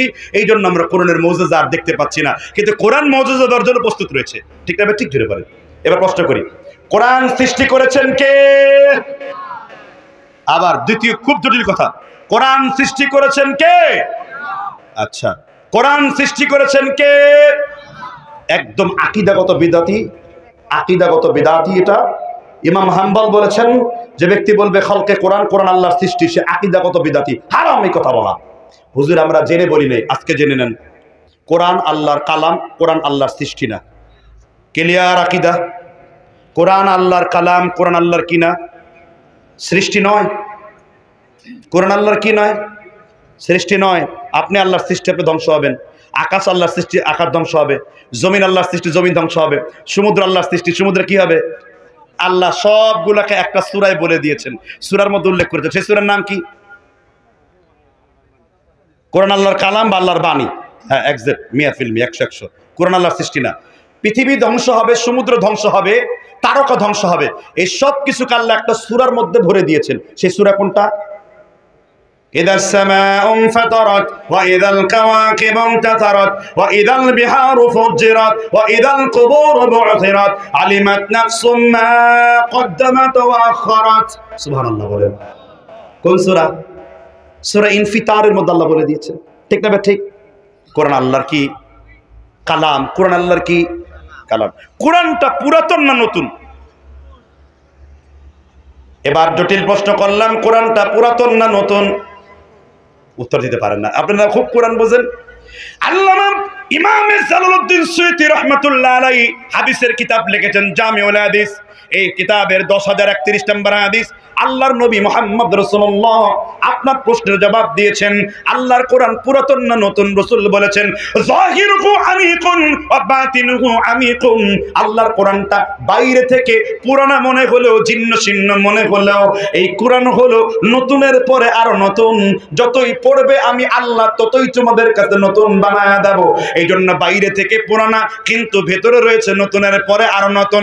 যতই পড়বে ততই নতুন হয়ে যাবে। কিন্তু আমার যুবকেরা কখনো কোরআন স্পর্শ করে না। এই জাতি কোরআনকে পরিপূর্ণ পরিত্যাগ করেছে। এবার তৃতীয় জটিল প্রশ্ন করি, কোরআন পড়ার তরিকা কয়টা? কোরআন পড়ার পদ্ধতি কয়টা? কোরআন পড়বেন কোন 3টা নিয়মে? বলেও দিলাম 3টা নিয়ম। কোন কোন? কোরআন যে শিখবেন আপনি কয়ভাবে শিখবেন? 3 ভাবে। কি কি সেটা বলেন? একটা হলো তারতিলে কোরআন, কোরআনকে তারতিলের সাথে তেলাওয়াত করা। রমজান মাস আসে, জামাই গল্প করে, আমার মেয়ে 14 খতম, আমার ছেলে 13 খতম, আমার বউ 20 খতম, আর আপনি আমি নিজে নিজেই খতম। আছে না নাই? আর আম্মা জান আয়েশা রাদিয়াল্লাহু আনহা তাকে প্রশ্ন করলো, আমার নবীর তারাবি কেমন ছিল? সহিহ বুখারী বাব ফাদলে মান কামা রমাদান 1271 নম্বর হাদিস। আম্মা জান আয়েশা রাদিয়াল্লাহু আনহাকে প্রশ্ন করার পরে তিনি বলেছেন, ফালা তাসআল আন হুসনিহিন্না ওয়া তুলিহিন্না। আমার নবীর কোরআন তেলাওয়াত যে কত সুন্দর ছিল, আমার নবীর নামাজের ধৈর্যতা যে কত সুন্দর ছিল, আমি আয়েশা বর্ণনা করে শেষ করতে পারবো না। এইজন্য আমার নবীকে যিনি হুবহু অনুসরণ করতেন তিনি কে? আম্মা জান বলতে পারো না, আয়েশা রাদিয়াল্লাহু আনহা। আল্লাহর কসম করে বলছি, ইতিহাসের দলিল দিয়ে বরাত দিতে পারি, আল্লাহর নবীর পরে সবথেকে বেশি যিনি জ্ঞানী ছিলেন তিনি হলেন আম্মা জান আয়েশা রাদিয়াল্লাহু আনহা। হুজুর বলেন কি, এবার দলিল দিব। ইমাম যাহাবী তাসকিরাতুল হুফাজের প্রথম খণ্ডের 81 নম্বর পৃষ্ঠায় ইমাম যাহাবী রাহমাতুল্লাহ আলাইহি সিয়ারু আলামিন নুবালার মধ্যে একটা হাদিস উল্লেখ করেছেন। আম্মা জান আয়েশা সিদ্দিকা রাদিয়াল্লাহু আনহার 2 জন ব্যক্তি ছিলেন তার ঘনিষ্ঠ খাদেম। একজন হলেন ওমরের বড় পুত্র আব্দুল্লাহ ইবনে ওমর, আর আরেকজন হলো তার বোনের ছেলে আসমা বিনতে আবি বকরের ছেলে আব্দুল্লাহ ইবনে জুবায়ের, যার জোরে আমিনের হাদিস দিয়ে মসজিদগুলোকে গুম গুম করে কাঁপিয়ে তোলেন। তিনি বলেছিলেন, ইন্নালিল মসজিদিল লাজ্জাতান। আব্দুল্লাহ ইবনে জুবায়ের মসজিদের ভেতরে এত জোরে আমিন বলতেন, মসজিদটা গুম গুম করে কেঁপে উঠতো। এবার তাদের প্রশ্ন করা হলো, আম্মা জান আয়েশা কেমন? আম্মা জান আয়েশার ব্যাপারে তারা 2 জন বললেন, মা রাআইতু মিনকুমা তাযকুরুন। তোমরা আমাকে মা আয়েশা সম্পর্কে জিজ্ঞাসা করেছো, মুলাজিমাল লিসুন্নতি, তিনি রাসূলের সুন্নতে পাবন্দ ছিলেন, মুতাহাররিয়াল লিল খায়রি, পৃথিবীর সমস্ত কল্যাণমূলক কাজগুলো আম্মা জান আয়েশার দ্বারা হতো। তাসআলুনি আনিল ফিকহি, ফিকার কোন মাসআলার ব্যাপারে, হাদিসের কোন মাসআলার ব্যাপারে, অতীত জীবনের কোন নবীর কথার ব্যাপারে তাকে যদি একবার প্রশ্ন করেছি, দ্বিতীয়বার প্রশ্ন করার তৌফিক করতে হয় নাই। কারণ আম্মা জান আয়েশা বলেছেন, আমার ছাত্র আব্দুল্লাহ ইবনে ওমর একবার যেটা রাসূলের কাছ থেকে শুনেছি, দ্বিতীয়বার তাকরার করতে হয় নাই। আমি সেই আয়েশা, অন্য কোন স্ত্রীর ঘরে জিবরিল প্রবেশ করতো না ওহী নিয়ে, কিন্তু রাসূলের সাথে আমি অন্তরঙ্গ শুয়ে আছি, ওই মুহূর্তে জিবরিল আলাইহিস সালাম আমার কামরায় চলে এসেছে। অন্য কোন স্ত্রীকে এইভাবে আমার সাথে আল্লাহ বিয়ে দেওয়ার ব্যবস্থা করে নাই। স্বপ্ন যুগে তোমাকে আমার আল্লাহ আমাকে রাসূলের জন্য তোহফা হাদিয়া স্বরূপ দেওয়া হয়েছিল। অন্য কোন স্ত্রীর চরিত্রের জন্য আকাশ থেকে একসাথে 11টা আয়াত অবতীর্ণ হয় নাই। ইমামে যাহাবী সিয়ারু আলামিন নুবালাতে উল্লেখ করেছেন, আম্মা জান আয়েশার চরিত্রের সার্টিফিকেট দেওয়ার জন্য আল্লাহ আকাশ থেকে 1টা না 2টা না 3টা না 11টা আয়াত আয়েশার চরিত্রে একসাথে অবতীর্ণ হয়েছে। সুবহানাল্লাহ বলেন। আমার কাছে আয়েশা রাদিয়াল্লাহু আনহা সম্পর্কে যে আলোচনা আছে ওর সঙ্গে অনেকক্ষণ চালানো সম্ভব। আমি বুঝাতেছিলাম ওই বিষয়টা, কোরআন পড়তেন রাসূল সাল্লাল্লাহু আলাইহি সাল্লাম এমন সুন্দর করে, আপনি তা বয়ান করে শেষ করতে পারবেন না। আর এদেশের রমজান মাস আসলে কোরআন পড়ার সুরতটা কি দেখেন, কোরআন পড়তে হবে সাল্লু কামা রাআইতুমুনি, একটা হাদিস বলি না আমরা, রাসূলুল্লাহ সাল্লাল্লাহু আলাইহি ওয়াসাল্লাম যেভাবে নামাজ পড়েছেন তুমি এভাবে নামাজ পড়বে। কোরআন পড়ার তরিকা হলো 3টা। কয়টা? 1 তারতিলে কোরআন, কোরআনকে তারতিলের সাথে শিখা, তাজবিদের সাথে শিখা। বুঝতে পেরেছেন কিনা? আচ্ছা, আপনি যদি কোরআন তেলাওয়াতে দুর্বলতা থাকে তারা নামাজে দাঁড়াবেন না। এটা দয়া করে সহিহ আকীদার আলেমদের স্পেশাল, যদি মনে করি আমার তেলাওয়াতে জড়তা রয়েছে তাহলে আমি তেলাওয়াতে দাঁড়াবো না, তাহলে যার তেলাওয়াত বা কিরাত সুন্দর তাকে নামাজ ইমামতি দিয়ে দিব। ঠিক না? বেঠিক জুড়ে বলেন। কিন্তু দেখা যাচ্ছে ইদানিং এই যে ঈদের নামাজ সূরা গাশিয়া তেলাওয়াত করতে যে কি অবস্থা, আল কারিয়াতু মাল কারিয়াতু ওয়া মা আদরাকা মাল কারিয়া ইয়াউমা ইয়াকুনু নাসু কাল ফারাশিল মাবসুত ওয়া তাকুলুল জিবালু কালিহিমিল মানফুস। সাতির রদিয়ে, আমি তো জানি না রে ভাই এইটা কোন ভাষায় অবতীর্ণ হয়েছে। কেউ যদি জীবের জড়তার কারণে না পারে হয়তো আল্লাহ তাকে ক্ষমা করবেন, কিন্তু এইটা যেন জাতির আইডল না হয়। কথাকে বুঝতে পারছেন কিনা? হয়তো উনি ইচ্ছাকৃত পারেন না। জাকির নায়েক তুতলা ছিলেন জন্মসূত্রে, উনি কথা বলতে পারতেন না, উনি বয়ান দেওয়ার সময় তার জীবের জড়তা থাকে না, কিন্তু বয়ানের বাইরে উনি একেবারে তুতলা প্রকৃতির ব্যক্তি, জড়তা আছে জিহ্বায়। আল্লাহ তাআলা এটার জন্য তাকে সম্মানিত করেছেন। সুবহানাল্লাহ বলেন। এবার হলো তাযাক্কারে কোরআন। আপনি কোরআনের সূরা ইউসুফ কিছুটা বুঝেন, সূরা নূর কিছুটা বুঝেন, সূরা জারিয়াত কিছুটা বুঝেন, কিন্তু ভাষা বুঝেন। আরেকটা হলো আপনার তাদাব্বুর করা, অর্থাৎ কোরআনের প্রতিটি আয়াতের অর্থ করে আপনি বুঝেন। আপনি আলাম তারা কাইফা ফাআলা পড়লে আলাম নাই কি তারা দেখো কাইফা কেমন ফাআলা করেছেন রব্বুকা তোমার রব আসহাব সাথে ফাইল হাতি বাহিনী, তুমি কি লক্ষ্য করে দেখো নাই হাতিওয়ালা বাহিনীর সাথে কিরকম আচরণ করা হয়েছিল। এইভাবে এই তিনটি কাইফিয়াতে কোরআন কারীম বোঝার চেষ্টা করতে হবে। কথা কি বুঝতে পেরেছেন কিনা? এবার শেষ নিবেদন আপনাদের প্রতি, যেহেতু আমাদের আজকের দ্বিতীয় মেহমান, আমি তো মেলাক্ষণ বয়ান করলাম তাই না, অনেকক্ষণ হয়ে গেছে, ও 10:30 বেজে গেছে, আমার তো 10টায় যাওয়ার কথা, ঠিক না? ঠিক জি, 10টায় যাওয়ার কথা আমার। যা হোক, আপনাদেরকে আমার আলোচনার মোলাক্ষাসে 7টা বলে ফেলি। আমি মুসলিম উম্মার বিপর্যয়ের 3টি কারণের তৃতীয় কারণের কিয়দংশ আলোচনা করেছি, অল্প কিছু আলোচনা করেছি। আমি আপনাদেরকে বুঝাতে চেয়েছিলাম প্রথম অংশে অবশ্যই প্রত্যেক মুসলিমদের তাওহীদ শিখতে হবে। দ্বিতীয় অংশে আমি বুঝাচ্ছিলাম আপনাদেরকে অবশ্যই একজন মুসলিমদের গয়রাত এবং সেখানে মহিলাদের হিজাব এবং একজন পুরুষের চোখের হেফাজত কীভাবে করতে হবে সেই বিষয়ে উঠে এসেছে। তৃতীয় বিষয় আমি ফিনিশ করতে পারি নাই, আমি কেবলই বুঝিয়েছি যে কোরআনের শিক্ষা দিয়ে পারিশ্রমিক সম্পূর্ণ বৈধ, প্রায় 20-25-এর বেশি দলিল উল্লেখ করা রয়েছে, এটা আপনি করতে পারবেন। এগুলো ইহুদি খ্রিস্টানদের ষড়যন্ত্র, যেন মুসলিমরা আলেম উলামা না হয়, মাদানী আজহারি না হয়, কাসিমি না হয়, এগুলো মুসলিমদের বিরুদ্ধে কাফের মুশরিকদের ষড়যন্ত্র। তৃতীয় বুঝিয়েছিলাম যে আপনি কোরআনকে কয়ভাবে কয় পদ্ধতিতে বুঝবেন। চতুর্থ স্পষ্ট করেছিলাম কোরআনকে কখনো খলকে কোরআন বলা যাবে না। কথাকে বুঝতে পারছেন কিনা? আল্লাহর সৃষ্টিটা বলা যাবে না। এই ধরনের আকীদা প্লাস মানহাজ অনুযায়ী আপনি বক্তাদের কাছে দাওয়াত শুনবেন। শেষ নিবেদন রাখছি, ইমাম মুসলিম মুকাদ্দামার 7 নম্বর পৃষ্ঠায় ইবনে সিরিন রাহিমাহুল্লাহর একটা কওল রয়েছে, ইন্না হাযাল ইলম দীনুন ফানজুরু আম্মান তাখুযুনা দীনাকুম। তুমি কার কাছ থেকে দ্বীনের কন্টেন্টগুলো নিচ্ছ তাকে অবশ্যই ভালো করে খেয়াল রাখা দরকার। আমরা ইলম নিব আকীদা মানহাজ অনুসারে, ইম্পর্টেন্ট কথা, আমরা ইলম নিব আকীদা মানহাজ অনুসারে। আমরা ইলম নিব ভারত থেকে না, আরব থেকে, মদিনা থেকে, ঠিক না? ঠিক। খালি গান গায় মদিনা যাবো কেমনে, মদিনা যাবো কেমনে, মদিনা নামাজ নাই, আকীদা নাই, ঈমান নাই, আর সারাদিন গান মনাম্মার কাদেরে প্রাণাম্মার কাদেরে যেতে সোনার মদিনা, যে মদিনা ধন্য হলো পেয়ে তোমার ঠিকানা, কিন্তু মদিনার মানহাজ নাই তার কপালে, ঠিক না? ঠিক গিয়ে বলেন, বলছে আকীদাই নাকি নাই, নাউযুবিল্লাহ মাআযাল্লাহ, আকীদা সে বুঝেই না, কারণ তাওহীদের 10টা কিতাব সে বলতে পারবে না, অথচ আকীদাই নাকি নাই। আল্লাহ তাআলা এই ধরনের অসার বক্তাদের হাত থেকে জাতিকে রক্ষা করুক। আল্লাহ তাআলা আমাদের ভাইদেরকে তাওহীদের উপরে কবুল করুক। আজ এ পর্যন্তই। সুবহানাল্লাহুম্মা ওয়া বিহামদিকা আশহাদু আল্লা ইলাহা ইল্লা আনতা আস্তাগফিরুকা ওয়া আতুবু ইলাইক। আসসালামু আলাইকুম ওয়া রাহমাতুল্লাহি ওয়া বারাকাতুহু।